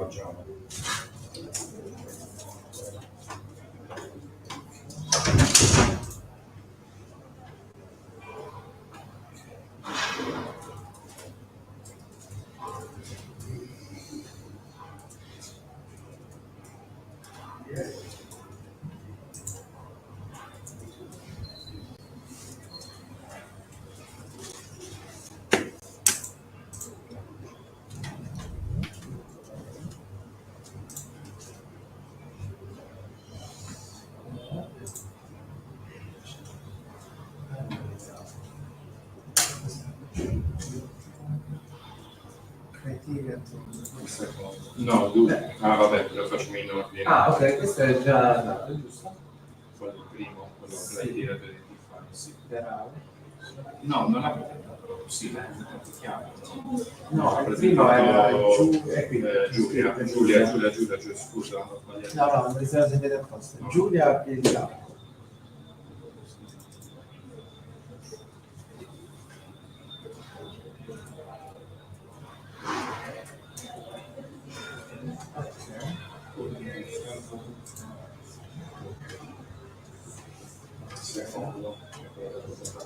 Best practices, ok? Sì, vai.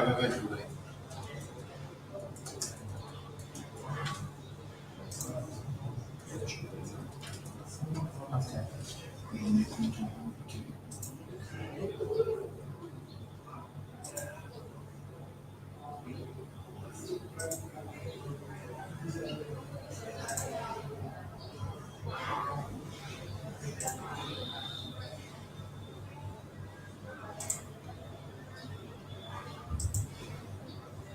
General food.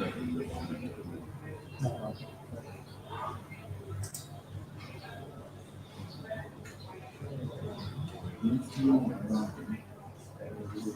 Allora, l'ultimo è Gabriele D'Urso, quello che abbiamo anticipato. Quale che fatto?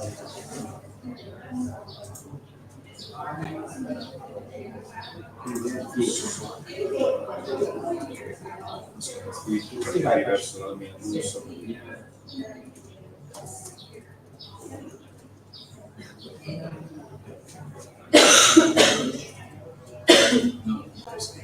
Sì, giusto.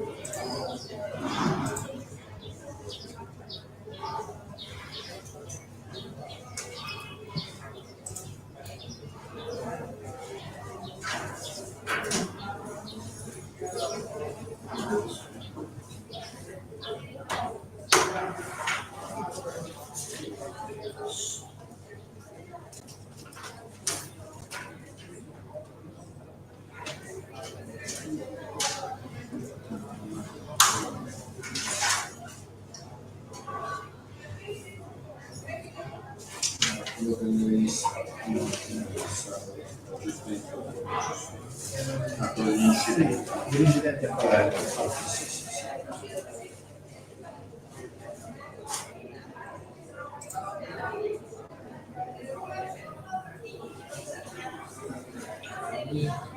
C'è Sofia Nardoianni, che deve essere 4 di 4. Direi Di pregiudizio,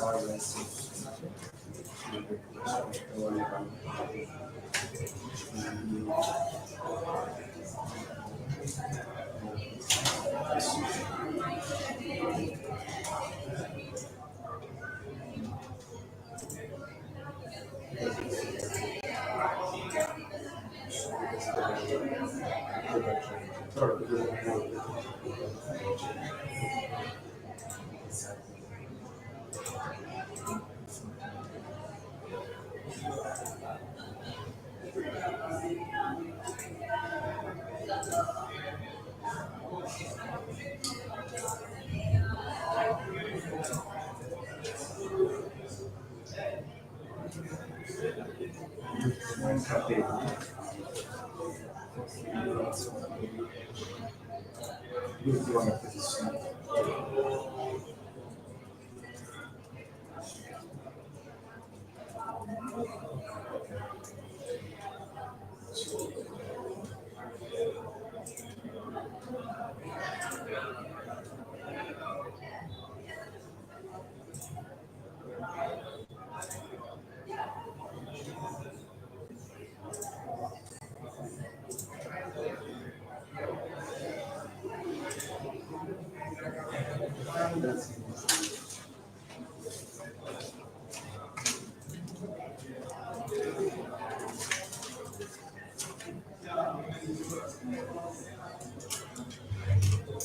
Siamo qui. Tra quanto? 10 minuti.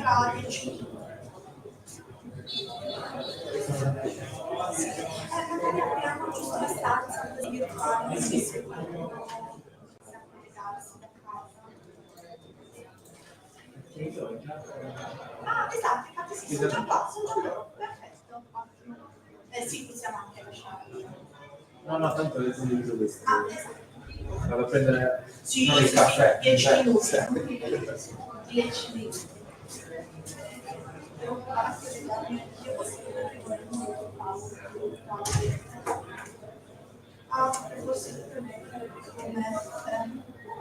Ah sì, questo fatto che in ogni stanza ce n'è una diversa.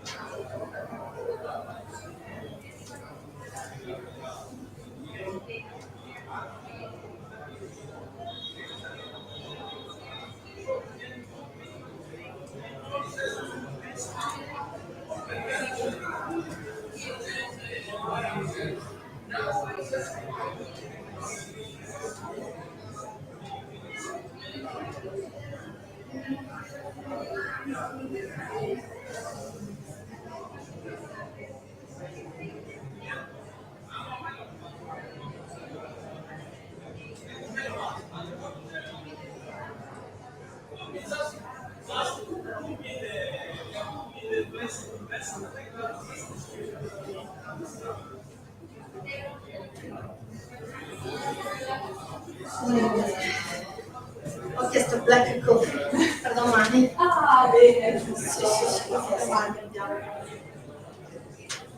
Oggi non era possibile. Sto facendo la presentazione, quelli che non si sono proprio presentati mettono lo show. Lo show. Perché non vediamo nelle certificati. Ok. Quindi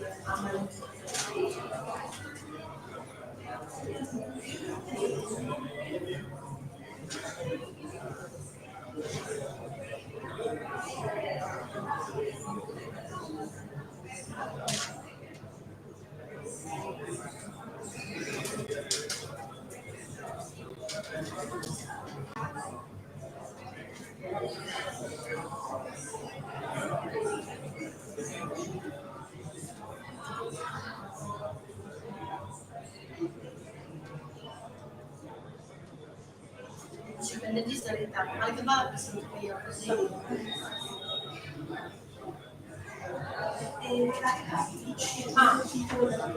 Quello di Varsavia, aspettate, quindi non c'è quale passa. Esatto.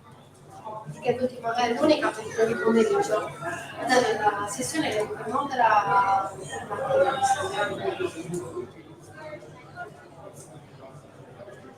Passa. Ah sì, ho certo fatto la revisione. Ah, è falso. Quindi Ma questa l'ho fatta nel corso di Smart City per i miei studenti. Erano tutti Erasmus, una era di Varsavia, abbiamo messo in discussione esatto. No, poi alla fine mi scomando alla fine, insomma, una cosa l'abbiamo trovato qualche cosa. Un po' diverso dal solito.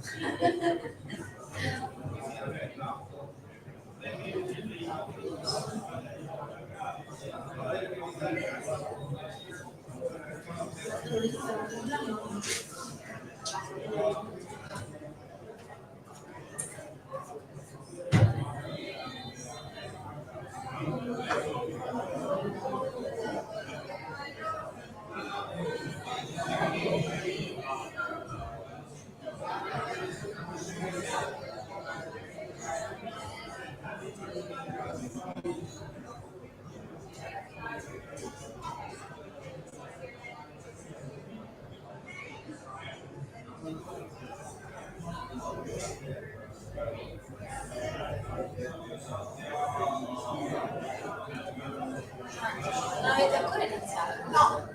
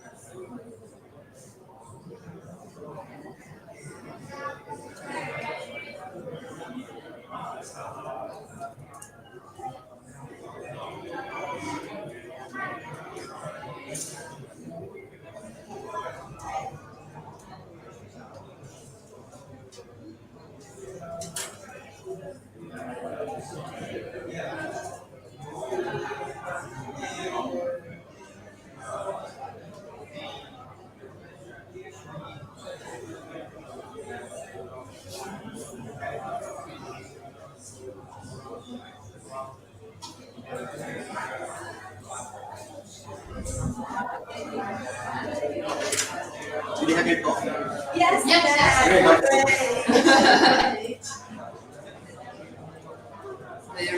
Now you can talk. Now, I can give a valuation of this morning presentation. Sure, absolutely. I'm more concentrated.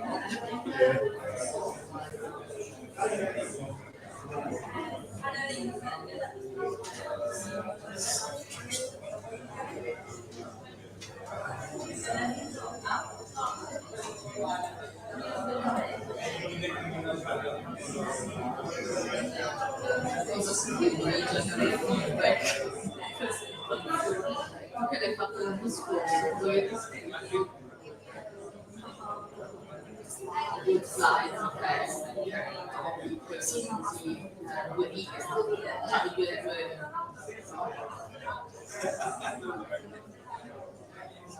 Eccoci. Comunque mi è piaciuto il tuo, l'avevo già sentito a Cagliari. Il nostro. Sì, no, sì. Grazie, questo Ha fatto bene. L'unica cosa, secondo me, è quella la questione finale. So che è una proteina, participation, quando lo fa, due cose, ma lì è un casino veramente. Una della tecnologia. Sì, no, ma già se incontri quello scoglio è possibile che No, ma succeda. nel senso che lo può dire anche il sindaco, può dire devi farlo. No, lo fa perché più rimane l'amministrazione pubblica si porta avanti. Sì, Piacere. sì, no, me lo fai. Ma dovrebbero esserci tutti su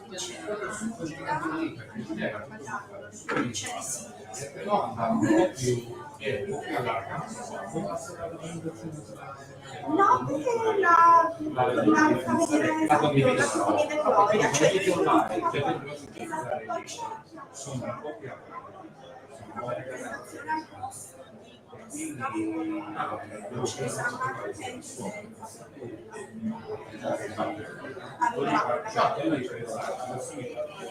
magari iniziamo a dire che ma invece ci vediamo, però era pieno. consumi è già più distante, magari rende meno accessibile. E quindi devi andare verso un'altra parte dove riesci. C'era un controllo di disegno.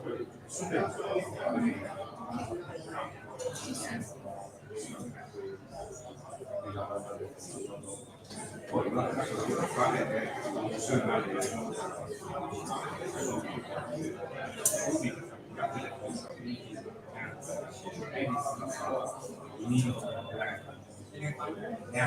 no, because there is a chair and there is a connection perfettamente. No,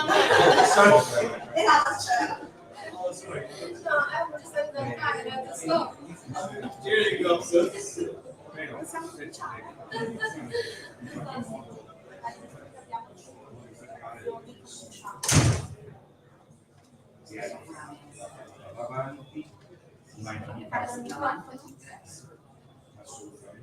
Okay, so good morning everybody. Good afternoon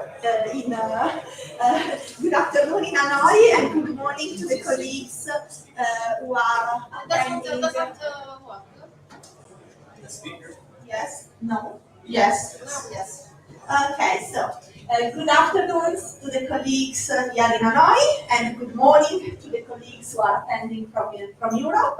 As you probably all know, I am Silvia Rossetti, and I will be chairing the next session, which is actually a workshop that has its roots within a national funded research project that I am coordinating, and that sees the participation of other colleagues from the University of Parma, from the University of Cagliari, from the University of Ennacore, and also other collaboration, for example, with the University of Catania. Today we have a quite interesting session with 5 presentations, so I kindly ask the speakers to be on time and to take no more than 15 minutes for their presentation. Actually, the first presentation is a presentation of a paper that I am co-authoring, but the presenters will be Gloria Pellicelli. Gloria, are you online? Can you unmute yourself?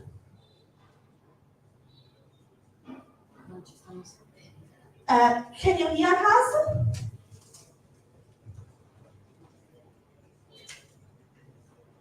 Yes. Gloria?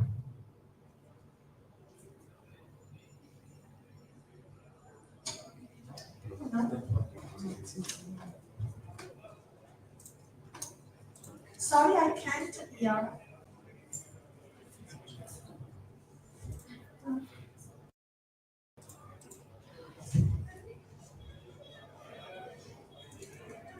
Can you hear us now? Gloria wrote that she can't. Okay. The other colleagues who are in the virtual room can hear us? Yeah, it's okay. Yeah. Okay. So, Yeah. hi, everybody. So, can you? Altri si sentono, prova a uscire e rientrare. Ho detto che non sente, non vede. Ma sta usando il mio schermo in ufficio. Sta usando lo schermo. Usa il PC, sì. Perché sennò devi settare lo schermo come... Sì, usa quello di Giulia, ok, l'ho presentato prima. Okay, so maybe we can move to the second presentation while Gloria check the audio programs. Antonio and Enza, are you ready? Okay, so thank you. So we do not lose time while we solve the problem. So the presentation now is a paper that actually I co-authored too, but the main the main role was the one of the colleagues from Catania, Antonio Barbagallo and Vincenzo Torrisi, who are sharing the screen now, and also Pier Francesco Leonardi and Matteo Ignaccolo cooperated in the paper. The topic is a digital twin simulation applied to Acireale in Italy. So Antonia and Denza, the floor is yours. Yes, many thanks. We are trying to share the screen with the full presentation. Okay, maybe this. Okay.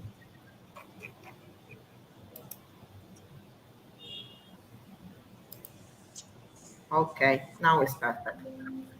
Perfect. Well, thank you very much, Silvia, for introducing us. I will briefly introduce our work and then I give the floor to Antonio to keep our study analysis. So, good morning again, all. With this presentation, I've got the pleasure to present this work titled A Digital Twin Simulation Framework to Assess the Impact of Fruit Experiments Transforming Urban Mobility in Acireale, Italy, which is a joint work between the University of Catania with me, Professor Matteo Ignacolo, and PhD students Francesco Leonardi and Antonio Barbagallo, and the University of Parma with Professor Silvia Rossetti. So this is the outline of the presentation. We will start with a focus on planning tools and strategies for sustainable mobility. Then we will introduce the case study focused on the city of Acireale and the methodological approach constituted by the implementation of the digital twin to evaluate several scenarios. Then we will focus on the case study application, discussing the obtained results, and finally we will provide some conclusion and implication for further research. So, transport externalities are linked to vehicle congestion and pollution that significantly compromise the livability of our cities, not only in terms of traffic jams, but also with a substantial impact on public health and environment. Here we will see the impact of transport sector in 2021 in terms of greenhouse gas emissions and impact and several health impacts. So to address these challenges, we need to focus on sustainable mobility objectives that includes the reduction of emissions to improve air quality, but also to incentivize the use of more sustainable transport modes. So to achieve this objective, one of the key tools we have are the Sustainable Urban Mobility plans that in Italy were introduced by the Ministry of Infrastructure and Transport decree in 2017. And there are four main areas of interest with specific macro objectives that are focused on the promotion of sustainable mobility and safety and socioeconomic sustainability and environmental sustainability. So as a part of this plan, we can implement several intervention strategies, and among them, one of the important strategy is the implementation of limited traffic zone and speed limit zone. They are characterized by restriction on motorized traffic or restriction on speed limits that can be spatial, temporary, total or partial, and they can also include various traffic calming measures to reduce the travel speeds of vehicles within urban areas. And this kind of intervention are part of a broader concept of street experiments that are normally temporary, low-cost intervention in public spaces designed to test new ideas for urban design, transport, and community engagement. These street experiments can offer several benefits, encouraging walking, cycling, also the use of public transport, and they can also help us to gather real-time data on traffic flow and environmental impact. But within this context, the use of digital twin can play a crucial role in addressing the challenges posed by vehicle congestion in our cities. With digital twin, we create a virtual replicas of physical systems that provide detailed simulation, and their utility in urban planning lies in their ability to assess the impact of traffic intervention before actual implementation. And this allows us to conduct both predictive analysis to better understand the potential outcomes of traffic restriction in this case. And moreover, this tool can also help us to suggest traffic intervention that are more suitable for current conditions. And they also increase the likelihood of maintaining effective measures over time, which is the scope of the project Moving Steps from Strict Experiments to Adaptive Planning Solution, on which we are working on. So now I will leave the floor to Antonio that will provide further details about the analyzed case study and also the implemented methodology. Thank you. The examined case study is in this work is the city of Siriale, a municipality of approximately 50,000 inhabitants, located in the metropolitan city of Catania in Sicily, in the east of the island. Siriale is the second most populous municipality in the metropolitan area of Catania. Its relation with Catania are very strained, characterized by complementarity in terms of tourism, community, for university studies and work. For this reason, streets are often characterized by a congestion phenomena. Siriale is also characterized by a narrow street, winding alleys, and crowded squares, which make vehicular circulation often tricky and potentially hazardous for pedestrians. The municipality of Siriale has a general urban traffic plan. In this, it is a urban planning legal tool that defines the guideline for the territorial development of the city and defining targets intervention on traffic and mobility to improve the safety, environmental and efficiency condition of the urban system. For the plan of Siriale, the temporary implementation of traffic restriction is envisaged in the fourth phase with the increasing extension of the limited traffic zone. Analyzed scenario have been hypothesized and modeled to microsimulation software, in particular PTV Sim, to assess the impact that this intervention would have in the northern part of the city, with traffic flow entering in the historic center. Mobility demand, as was being determined throughout in field traffic survey campaigns. Traffic surveys were conducted at a specific time of the day to record the critical traffic condition and related peak hour flow. In this work, in addition of current scenario, 4 alternative scenarios have been considered. The current status at the time of the traffic survey, and now the 4 scenarios with increasing the extension in the limited traffic zone and another temporary low speed zone. The procedural steps of the proposed methodological approach are described as the follows. Firstly, the definition of the study area, then the implementation of the transport demand, both vehicular and pedestrian, and finally, the node evaluation and the calculation of the level of service for the current scenario. Regarding the application of a methodology to the study area, i.e. the historic center of the municipality of Siriale, the north area of the historic center, and has been considered to carry out the simulation analysis. Information have been collected on the network geometry, i.e. number of lane, characterization of each road, the width, the traffic flow, traffic direction, and etc.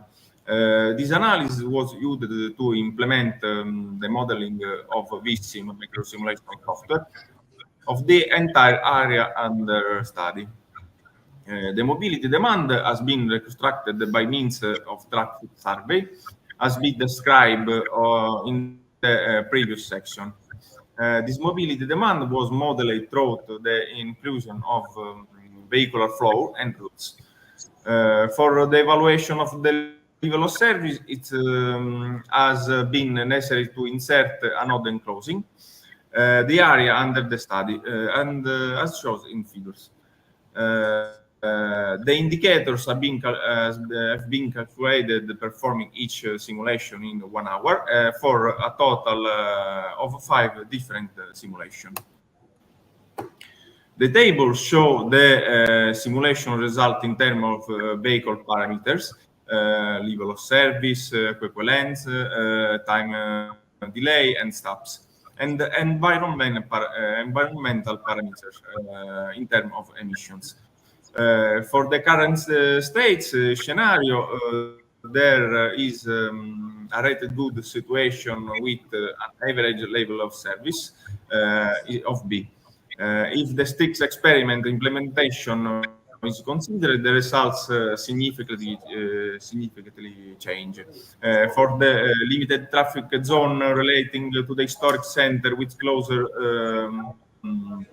in this section between Piazza Duomo and Porta Gusmana, the simulation worsen. In fact, the level of service is equal to D.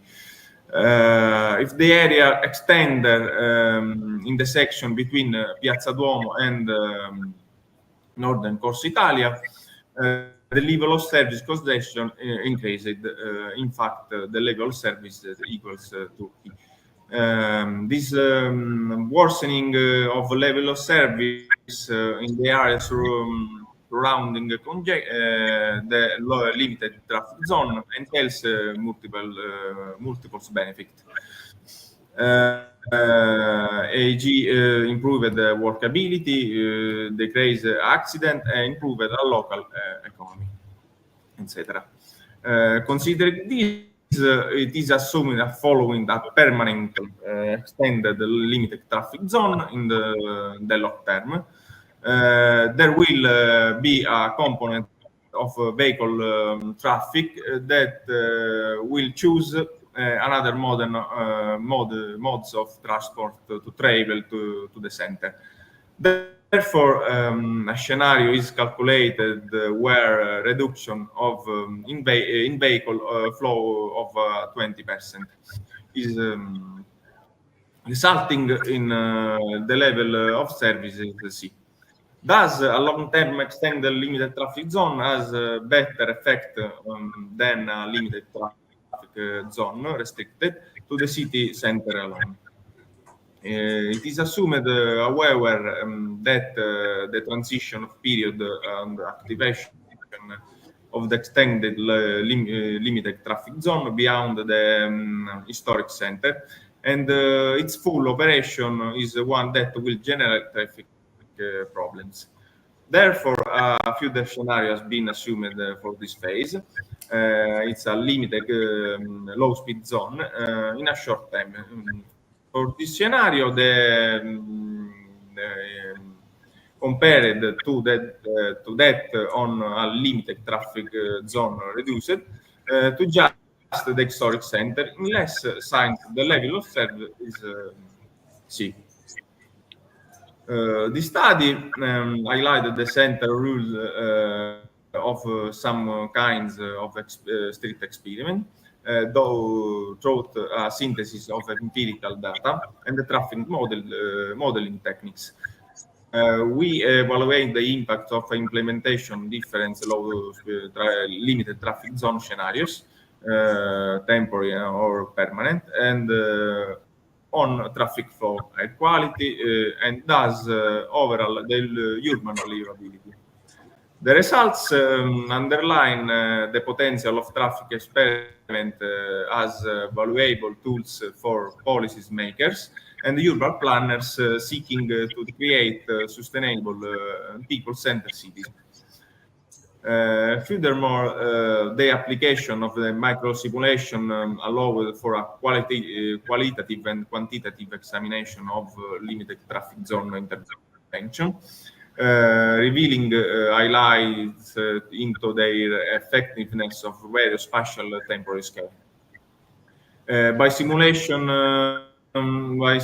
different scenarios and assessing their real-world implication through the implementation of the digital twin model, we gained a deeper understanding of the complex interaction within urban environments. The implemented model allowed us to calculate and compare the reference parameters and for the various alternative scenarios. This research emphasizes the importance of collaboration between urban and transport planning and the decision making supported by the data and models in shaping in the future of urban mobility. Future research developments will include the integration of emission models to assess the environmental impacts deriving from the proposed sustainable mobility actions. Thank you very much for your attention, and we thanks to the two projects, Movie Steps and Some Trace, which financed and supported this work. Thank you. Okay, so thank you very much, Antonio and Vincenzo, for the very interesting presentation. Is there a quick question? Okay, so maybe we can move on since we are in perfect time, but we can, okay. Your microphone appears. Okay. Okay, so we can now move to the second presentation, which was actually the first one. The presenter will be Gloria Pellicelli, and it is a paper that focuses on the role of street experiments into urban planning practices with an application to the city of Parma. So Gloria, the floor is yours. Thank you, Professor Rossetti. I'm really sorry, but I had some problem with my PC. Okay.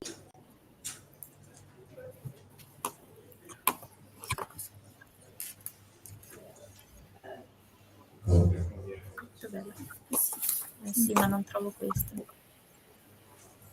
No, perché?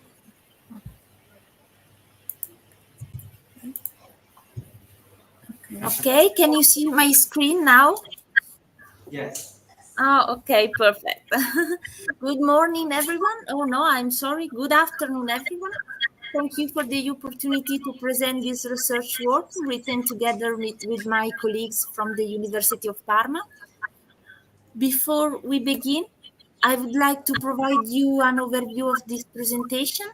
Firstly, I will show you some of the research goal of this work, followed by an introduction on the theme of tactical urbanism and street experiment, then the methodology applied and its result to the application on the Oltre Torrente neighborhood in the city of Parma, as Professor Rossetti said before. Finally, some conclusive remarks. The current research aims to investigate parklet implementation by examining relevant criteria for identifying suitable spaces for their allocation, to define a methodology to determine optimal pedestrian path segments for parklet localization in a neighborhood, and test the methodology in the case study previously mentioned. The issue of vehicular traffic, as you know, is of great importance today. Not only it impacts on the air pollution, but it also affects the citizens' quality of life. The dominance of road transport, as highlighted by the European Environment Agency, can be exemplified by the prevalence of parking spaces. This issue is even more evident in spaces as historic centers, whose morphology was not intended for the presence of so many vehicles. That's why to promote social, walkable, and attractive cities, we need to rethink the public space and find strategies to transform it. One of the possible solutions is to integrate street experiments within the urban planning practice. But what are street experiments? They can be included within the concept of tactical urbanism. These interventions have emerged as an alternative approach characterized by their temporary nature, community initiatives, and low-cost projects. It can be considered as an alternative and a challenge to spatial planning tools in response to the need for a more responsive planning system. And its objective is to give back part of the urban space to the citizens. Among the different street experiments, parklet can be considered as the most suitable for repurposing parking spaces into areas for social interactions and active mobility services.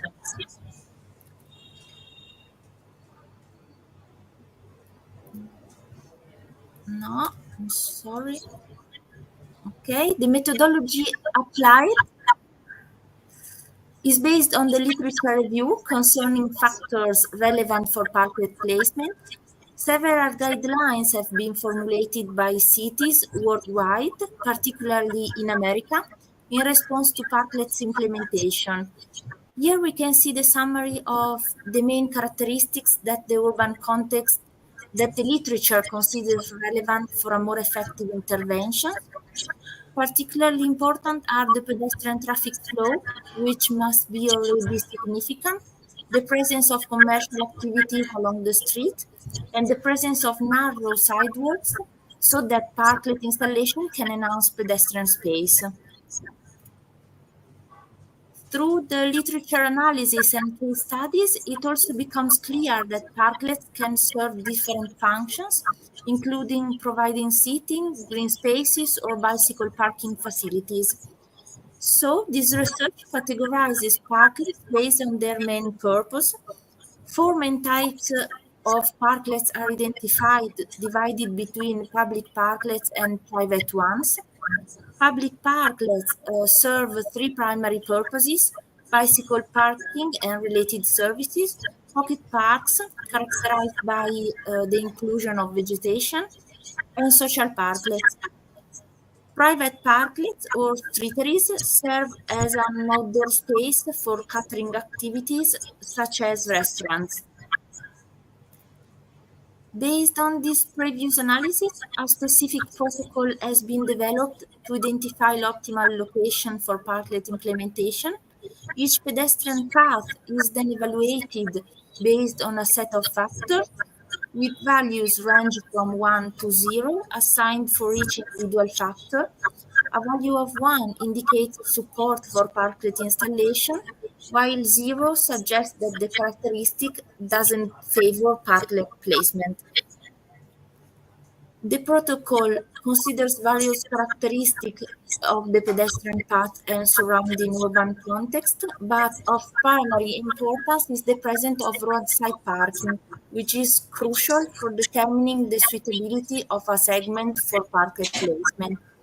As can be seen, a single protocol is defined, but to define optimal location for each typology, specific characterizing qualities were considered individually.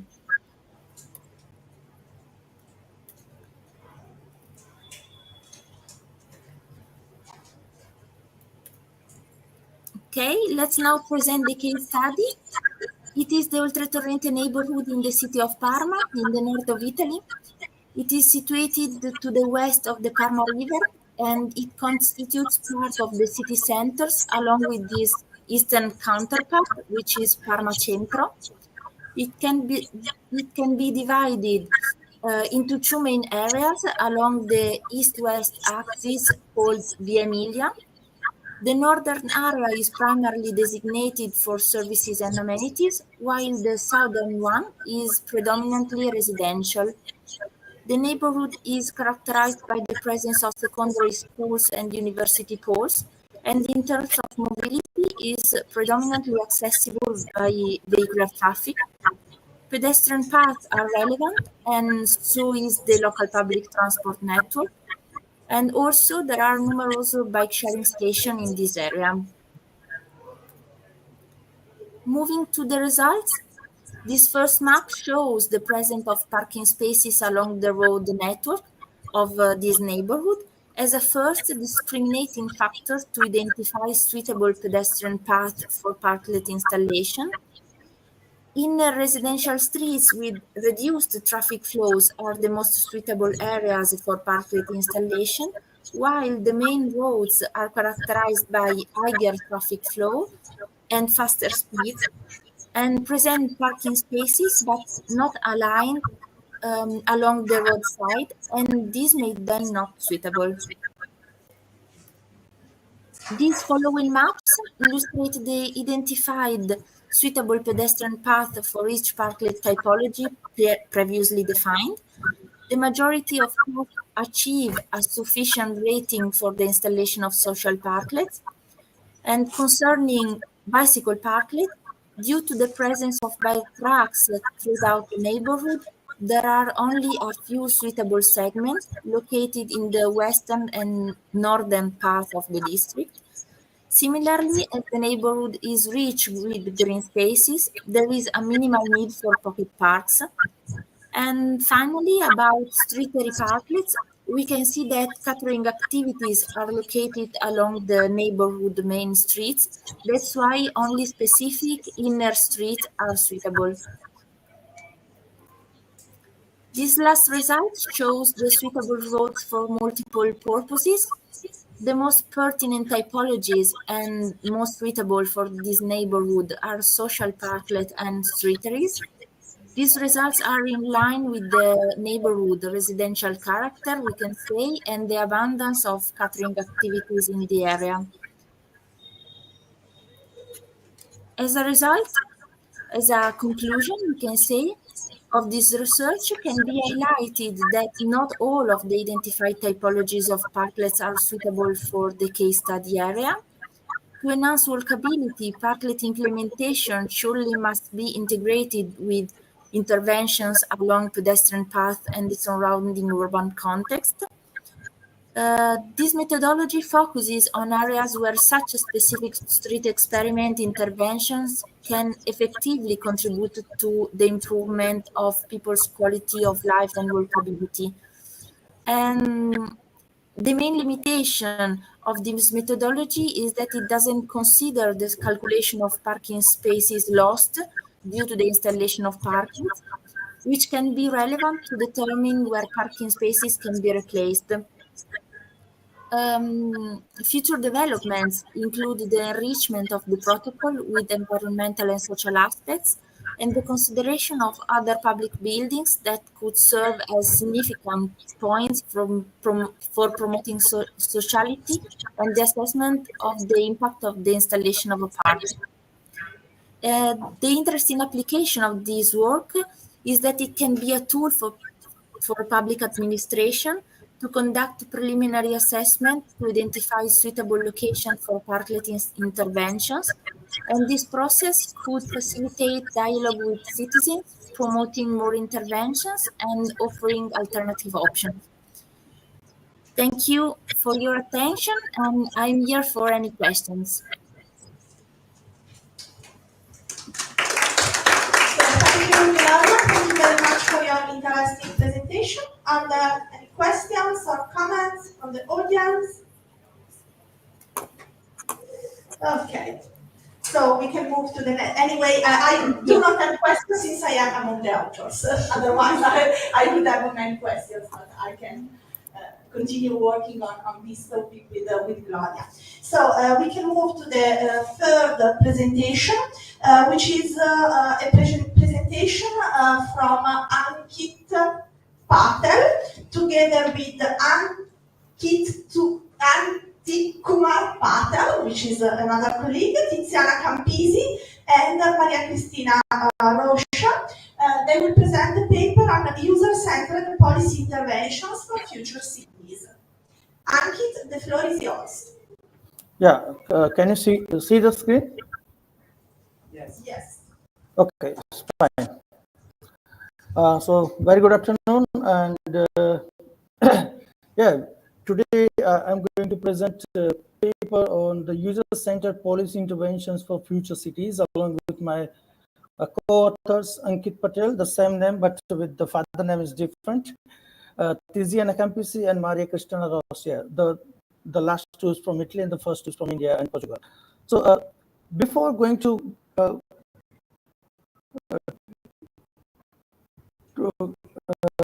presenting the paper, there is a key questions in our mind. That's why we are thinking about the cities of the future. What are the main purposes and what's the main needs for that, right? So there are a lot of questions come across our brain that, okay, what we need actually. So the basic concept of this, the future cities, is the human aspirations, human requirements, everything is around the human, right?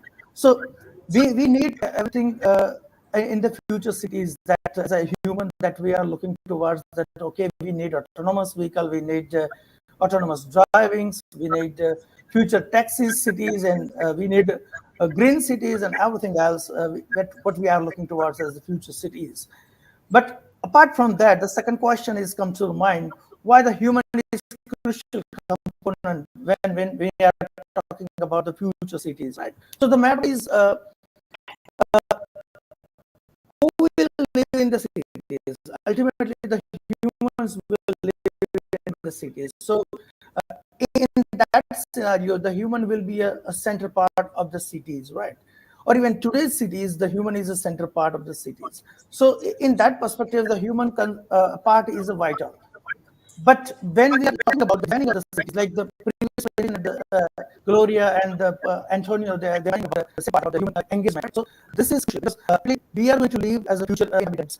So we will define that what will be the nature of the cities, and that is why this paper will be talking about the user-centered policies for the smart cities.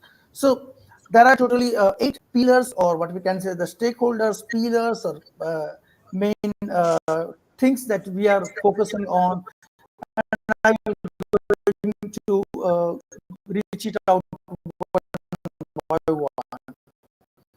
So the first is citizen engagement and co-creation. So that is also a basic concern, that how the citizen will be engaged when we are going to build up future cities, right? So the first thing is public-private partnerships that we have in place. In that, in most of the cases, like government reach out each and every project of the infrastructure, they are about partnerships, and there are many examples in each and every nations, right? So depending on their requirements and the nature of how they are, the government is approaching to the private players. So public-private partnership is one of the best and suitable component for the citizen engagement when we are thinking about the future cities. For another topic of the citizen engagement, what we can see that we can go for the community workshops. So community workshops, through that, for example, we can go with the different kind of the affinity groups, and we in the sense of the government point of view here. So they will find it out the different kinds of the needs and requirements, what they are looking towards, what are their problems, and what maybe while problems we can also get some solutions from their side. So in that sense, community workshop is more relevant when we are talking about citizen engagement and co-creations.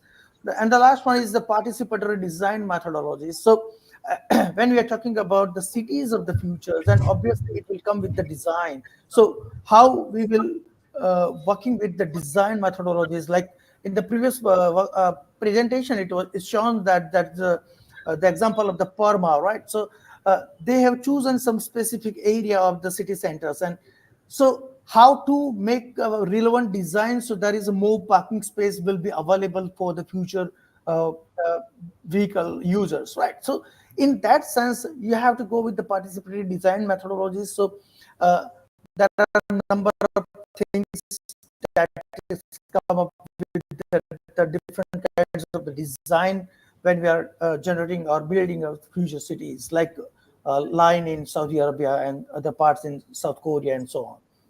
The second component is user needs and needs assessment. When we are going to, it's a process, right? It's not like that's a fortnight process. It's a longer process. So you should know about what the needs, just not know about your needs, but how we can assess that kind of the needs. That is also an important aspect. So So for that, if you see that needs assessment, that is one collections over there. But you would find out collections of the qualitative data through the focus group interviews, or we have data collections by the, as I mentioned in the previous topic as well, that is a group interviews or in the kind of the workshop. So we have getting the qualitative data analysis. We have to find it out, okay, what are the plus and minuses of that, and based on that we as a government organizations, we can find out the user needs are, okay, these are the relevant user needs for the future cities.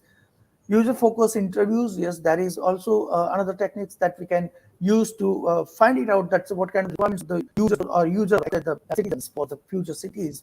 So what is their needs, what is the real requirements, that they just want to just go there and they need everything like a digitally well, no, maybe they need some types of the villages kind of the environments over there. So for that purposes, they need gardens, they need parking, enough parking spaces, they need shopping malls, they need markets and everything, colleges and schools and everything. So what is their need? So we go with the user focus interviews, we can find out that the needs and what's the ethnographic studies and surveys of the vulnerable ones also, because we are developing the cities for all. All right, so no one will be left behind as a part of the curriculum or as a part of the city development process. So as you see in the like the bottom line of that, the greater evidence, then analyze that evidence, the brainstorming, root cause, the design, the next implementation. So with that all the process, we are getting the data collections kind of, and then thoroughly processing that data, we could find out that, okay, these are the user needs for the future citizens, and based on that needs, we could go for the development of the cities. Of course, this is a very fine topic in the last, I think, 1 decade, right? Human-centered design. So, but how we can use that human-centered design approach to build up the future cities, that's also an important aspect, right? All right, so we can go with the empathy mapping, user group interviews, and various workshops, especially focused on this user-centered design or human-centered design. And these are the reasons, because it shows the 3 components, the desirability, viability, and feasibility.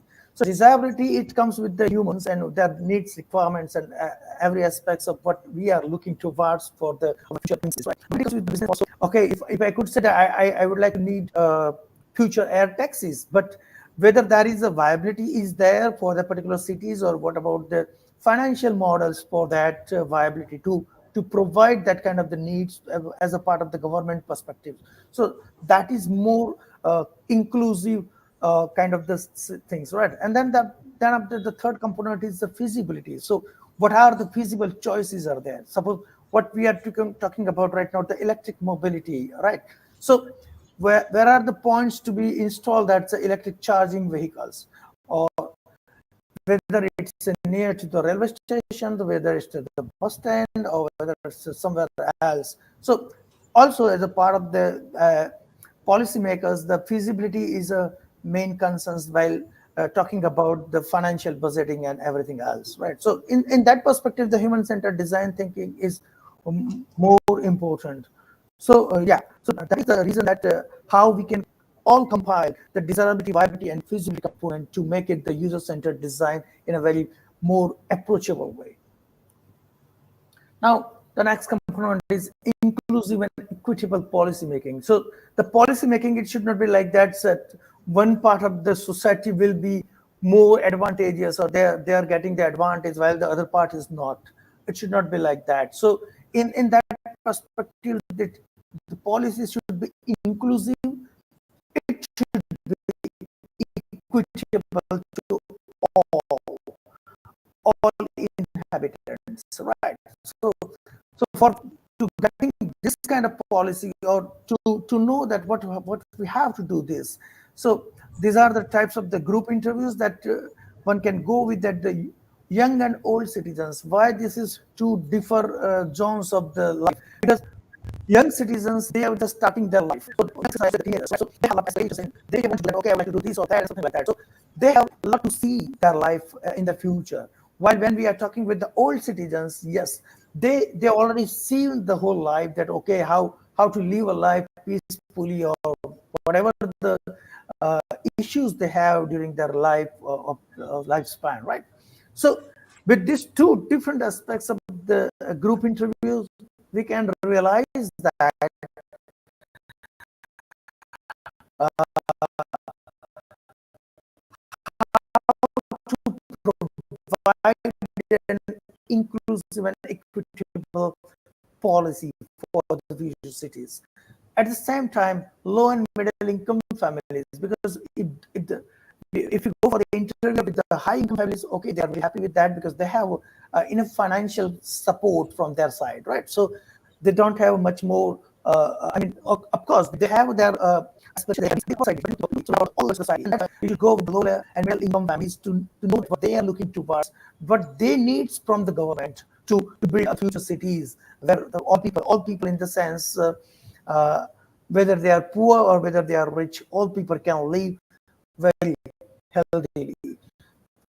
And the last one is the people with disabilities, because somehow we can see that there is a disabled home services are there, but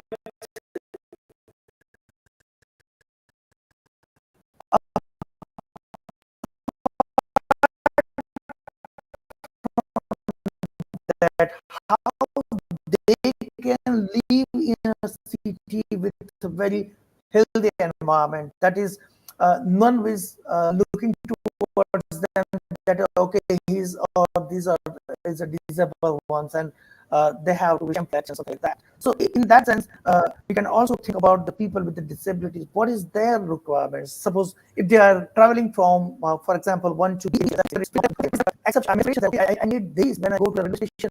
I need these that when I go to the passport and something like that. So by doing this, by increasing policy making, and if you are collecting efforts through the all aspects of the citizens, like young and middle income and people with disabilities, we can provide and surely provide. That is the nature of belongingness. So they are feeling that yes, this is my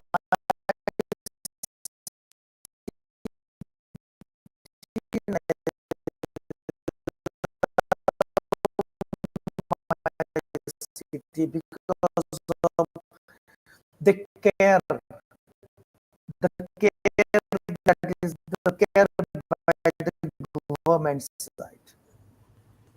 The next one is evidence-based policy making. Yes, of course, because today we are living in the science, right? We are in the AI. So everything is should be an evidence-based. So, when we are putting something on the ground, there should be some evidence behind that. So what could be the to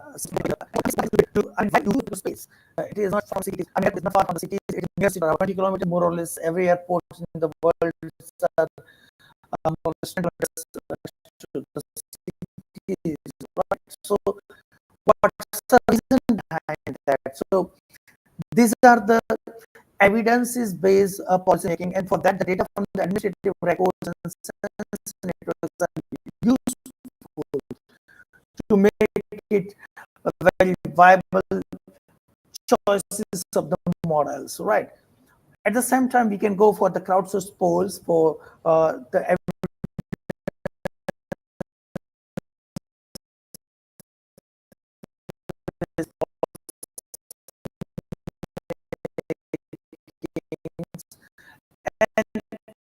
the reason for that, the program assessment should be very and really, suppose the government is heavily invested in some sort of infrastructure, so they will have also written policy ROI. So in coming years, they can investment back and this is also important when we are talking about the people-private partnerships or government or a public-private partnership. This is really what is part of that policy. So partnerships is needed even in the government forming to the infrastructure forming and areas of life, right? Even when we are living like the husband and wife, that is also a partnership, that is all. It's a component like cities development, like when we are thinking about government to government as well as government to citizen approach. So government to government approach is in the sense of the state governments with the central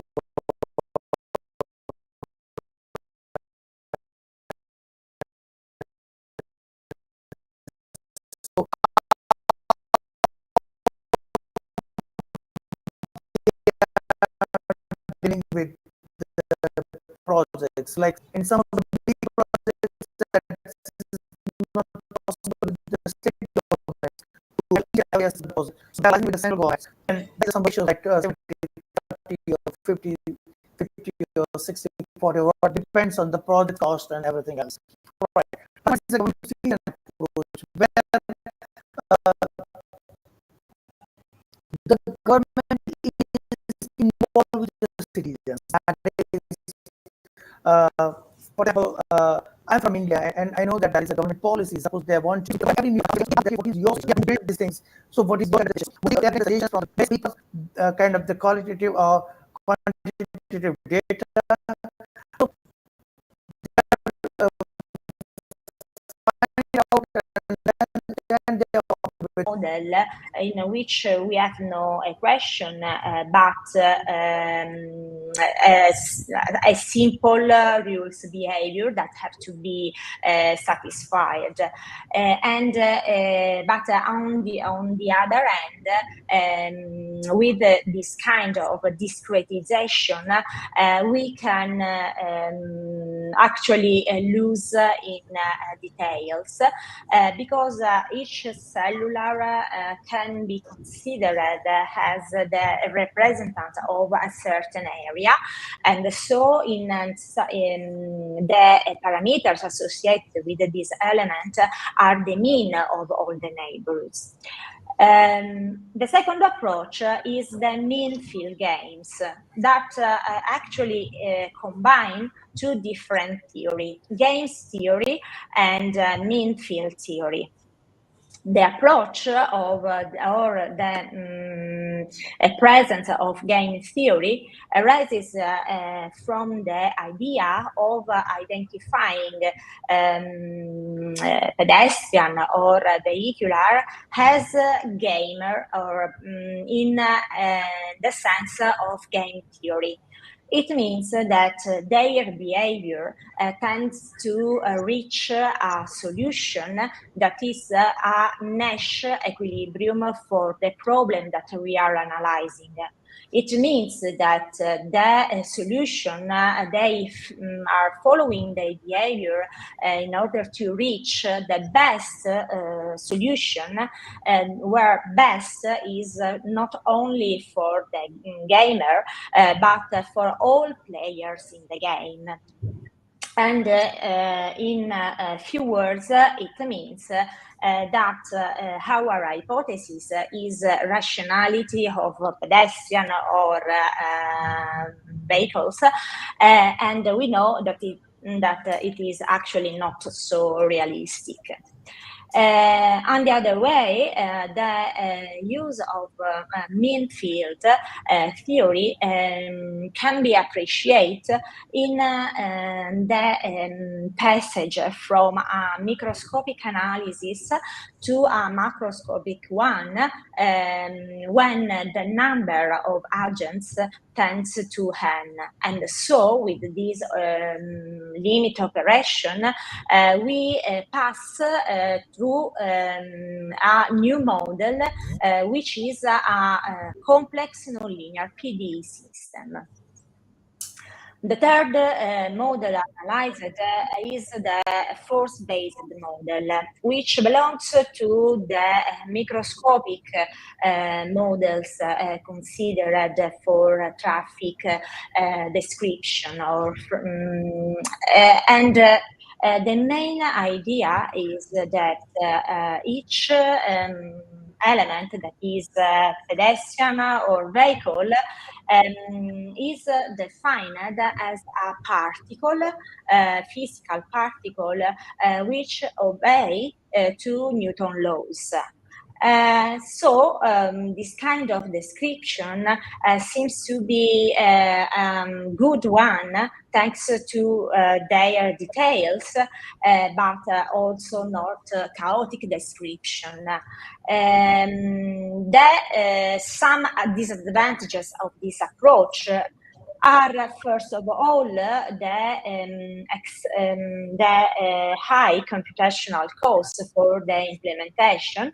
That can be a great problem if a model is part of the optimization. It means that the modelization have to run for find solution many times, and so we are looking for a modelization that is quite a realistic one, but also not expensive in the research, from a computational point of view in the research of numerical solution. Actually, this kind of approach has other two disadvantages. One is the so-called anisotropy of space around the pedestrian, in the sense that actually we consider only people in front of us and not behind.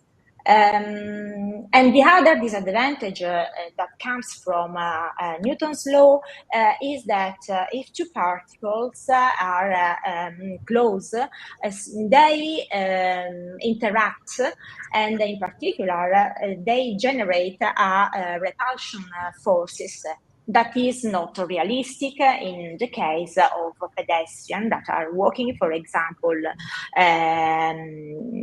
one close to the other. And as concern fluid dynamic models, we can say that for the description of traffic model in terms of or in a macroscopic point of view, often the hydrodynamic laws are taken into account. It means that, for example, we can describe we can consider the model describing the flux into a pipe in order to define, for example, the vehicles on a street or pedestrian that moves into a room. It is not expensive from a numerical computational point of view, but in this macroscopic aspect, we lose, of course, in description details. The last one is the kinetic model, or the class of kinetic models, actually, which we said belong to a mesoscopic state, which is not microscopic and neither a macroscopic one. And actually, we start from a microscopic analysis of our context, of our domain from a mathematical point of view. And if we assume that position velocities are known of our particle bar or pedestrian are known, then we can move to a macroscopic point of view by considering a distribution function which depends on the microscopic state and actually represent a measure of the number of vehicles, their position in a fixed time, and their velocities. And in this sense, the macroscopic quantities can be obtained a posteriori as the resolution of a partial differential equation system. The great disadvantage of this model could be the continuum hypothesis, but because it is not realistic, and so it means that is a limit for the choice of parameters because they are not realistic. But it can be, we can overtake this kind of problem by considering a flux that is a granular flux. It means that we can consider we can classify our domain into groups. We can divide the initial data into classes and work on the average for analyzed domain. This kind of model looks to be the one which, more than the others, satisfy our requests in order to the optimization phase to guarantee a good description of the model, of the dynamics, but also a not expensive computational cost that could be a problem from the numerical point of view. I finished. Thank you for your attention. For the conclusion, you can conclude. 2 minutes. The conclusion is that our work is focused now on the kinetic models for the 2 reasons I said. That it can be described with in a realistic way the problem, but also it is not so expensive from a numerical point of view. Okay. Thank you. Thank you very much, Sorry. Angela. No, don't worry. We are perfectly on time. So thank you very much. We do not have the time for questions now. If we have a very, very quick one, otherwise we can move to Chiara's presentation. So thank you, Angela. There was a small change in the agenda due to some organizational issues. So the presentation of on a literature review on street experiment was postponed to tomorrow afternoon, and now we have another presentation, which is a paper presented by Chiara Garau and written with some colleagues from Warsaw. And it focuses on smart city rankings for the city of Warsaw. Thank you so much, Silvia. I'm really sorry, it's not extremely connected with this workshop, but it was an emergency. So, because for the other paper, the presenter, the speaker can be here. So finally, I just moved my presentation today, and the speaker of the other paper will be done tomorrow in the first session. The session, not the afternoon. Exactly. So, just a few words about this paper. I did this work with my students of the Smart City courses. And I was extremely happy because finally we succeeded to achieve a proceedings, because altogether we try to put some key questions, but finally we found something interesting to be published. So without any kind of expectation, finally we succeeded to publish. And this is the roadmap of my presentation. Really simple, an introduction, what is a smart city, methodology, results and discussion in conclusion. I know that speaking about smart city in this room, it is not, how I can say, we are not in a school, we are not in a classroom. So, but what that I wanted to think about with you is if finally there are many here that we are speaking about smart city, but finally we are really in need of a smart city.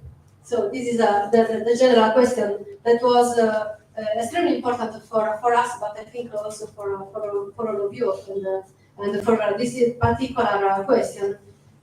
This is because generally when we are speaking about the city, generally we will think about something that is so far from our territory, our context, and sometimes we must only create a system between all the elements that we have in the territory that we are analyzing. I'm speaking too quickly because I know that I am the last. I am not the list, so I know that that I am the how I can say the block of the freedom. So I'll try to summarize it the best as possible. So with my students, we will start with some key questions. So and why we focalize with Warsaw?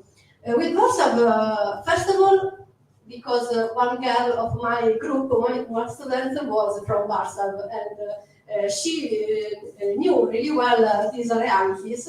But there are other reasons, of course. And first of all, because Warsaw won many awards and could be seen as the best smart city by considering the different kind of smart city that in that occasion we have. So of course we need many era of smart city. We started in 2007. Now, oh my God, at least we are near to 20 years old, and we are speaking again and again about smart cities, but luckily changed the focus of what we intend as a smart city.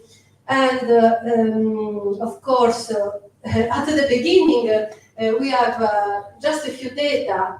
I know the colleagues, informatics colleagues, they know about data we are now speaking about. So now there are more data than the technology. So we are in this shift. And we started with the 6 pillars. I don't know if you remember the 6 pillars of smart city. Many researchers change, try to put some pillars more, some pillars less. But finally, it's extremely necessary that a city has all kinds of pillars. I'll try to repeat what I said before. Maybe must be systematized or must be tried to put some cabin room in what that we have in order to achieve and to improve the reality that we have without thinking about an ideal city that finally we don't have it anymore. So the works with my students start with this point of view, and I will did 2 similar presentations, but with really different results. This is with Warsaw, and the other one is about Bilbao, because finally I said only 2 works with my students. So finally I said these 2, and there are 2 different elements to put as a results, as significant results. So the organization of a smart city, of course, it's not just a technology, but we need to think about the people. In the first year of smart city, we think about only a smart city correlated with the technology. And luckily, researchers, politicians understood that finally cities are done by people, and the people must be the focus of the research, correlated of course with the technology, but the focus are people, are not technology. And the different era of smart city and the different indexes. I wanted to put the first one because if I put all indicators, I will be here until tomorrow. And the results. So I'll go directly to the focal point. What that is important, and many other people, most important than me, researcher, said that the quality of data is extremely important, but sometimes we can we focus only on the index and not on the numbers and on the way we should achieve this kind of number. Because as could be underlined with this work, we analyzed two kinds of data from two different years in 2019 and 2023, and we identify two really different numbers.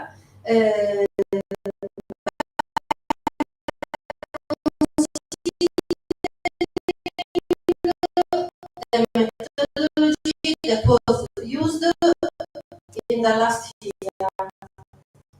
Okay, I'll go directly. Okay, because this is the final results. With Varsav, this is the presentation, just we analyze the national data, and for the 2023, they analyze the municipal.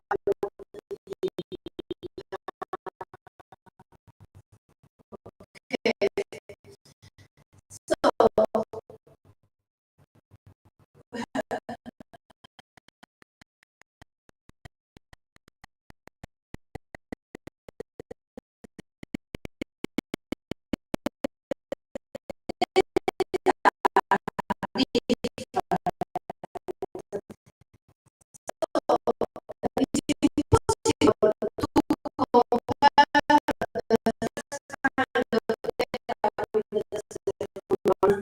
so what that we try to do is to identify with this methodology also by considering the numbers that give the report, the number of the 2 years, and finally the municipality number, the so which are the results? Of course, the number is improved.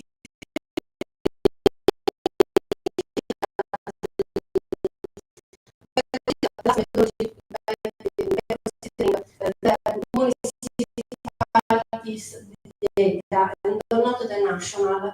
But finally, if we see, the best data are only for 3 elements. So finally, yes, the number is grow up significantly, but something that can give some development facility, not so much. So, and now I will go in my conclusion. Okay, so I will my conclusion. Finally, yes, we can see the index, we can consider, but sometimes it could be better also understand the methodology that bring to this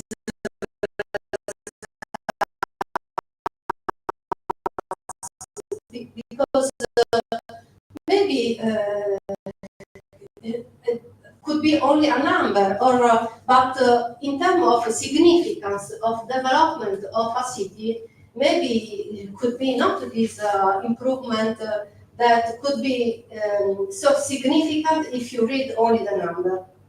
Okay, and the last button and already under the freedom. Great, thank you. Okay, so thank you very much. I appreciated your efforts to show us something that goes beyond the numbers. I mean, the rankings are numbers, but numbers should be understood. I think this was the last presentation for today. Do we have other comments for Chiara? Or can we move to... Okay. Sorry, is there a presentation? One more presentation? No, we finished. Yes. I'm not sure if you're going to have a question. You can have your question. Don't worry. And later a photo for the means social media, okay? Thank you, Chiara. Very, very nice presentation. And thank you all the presenters who have today for your insightful understanding and also kind of presentation here. My question is very generic, yet quite important to understand. Because when it's a smart city, we are being biased. Smart city, we have rural areas, we have urban areas, we have regional areas, right? So when it's a smart city, by definition, we tend to exclude rural areas, which are villages, which are not well off as of cities, right? So this is a biasness point of view. My question is, if we look into human-centric smart city, right? As you said, If you look at let's say human-centric or human-centered smart city. That means you like to have human needs, qualities, understanding that reflects in smart cities design and process. So if you look at these two directions versus in the definition, again, we are not in line. We're going to divert it, right? My question is, how much the term could be kind of almost deceiving. It's more like diverting that doesn't consider rural areas into account. If it does, what's the best term we can use for smart cities? Can you say smart territories? Yeah, thank you so much for your question, because finally it's also is a significant field, because also where is the hand of a city, the municipality borders, no, of course. So maybe territory, but territory I don't know, because territory in English has a different meaning. So I think that it depends on what that you are studying, and it depends on what that you want to achieve. It depends on I don't know, on data that you have, and so smart city limitate a part of a region, but it's not enough. Of course, I completely agree with you. In fact, generally I spoke also about smart islands, about smart territory. Yes, but in English, I think that it's not a term that completely can understand what that we want to improve when we are speaking about smartness. Also because for the island, there is a physical world, and yes, we can speak about the smart island, but the smartness doesn't end with the island, but maybe go on, and there is the connection with the island, with the other territory. So it depends on what that we have to study, I think. Great. Sorry. Okay, so thank you very much for your question, and thank you very much, Chiara, too. Are there other comments? No? The photo. The photo. We can have a picture all together now, for sure. Also, so stay connected also online, and if you want to turn on your camera and appear in the picture, we will be very pleased about it. Also you, Damiano. Okay, so you can always come here for the picture, a group picture, Chiara, with the... I can call for another person to give us a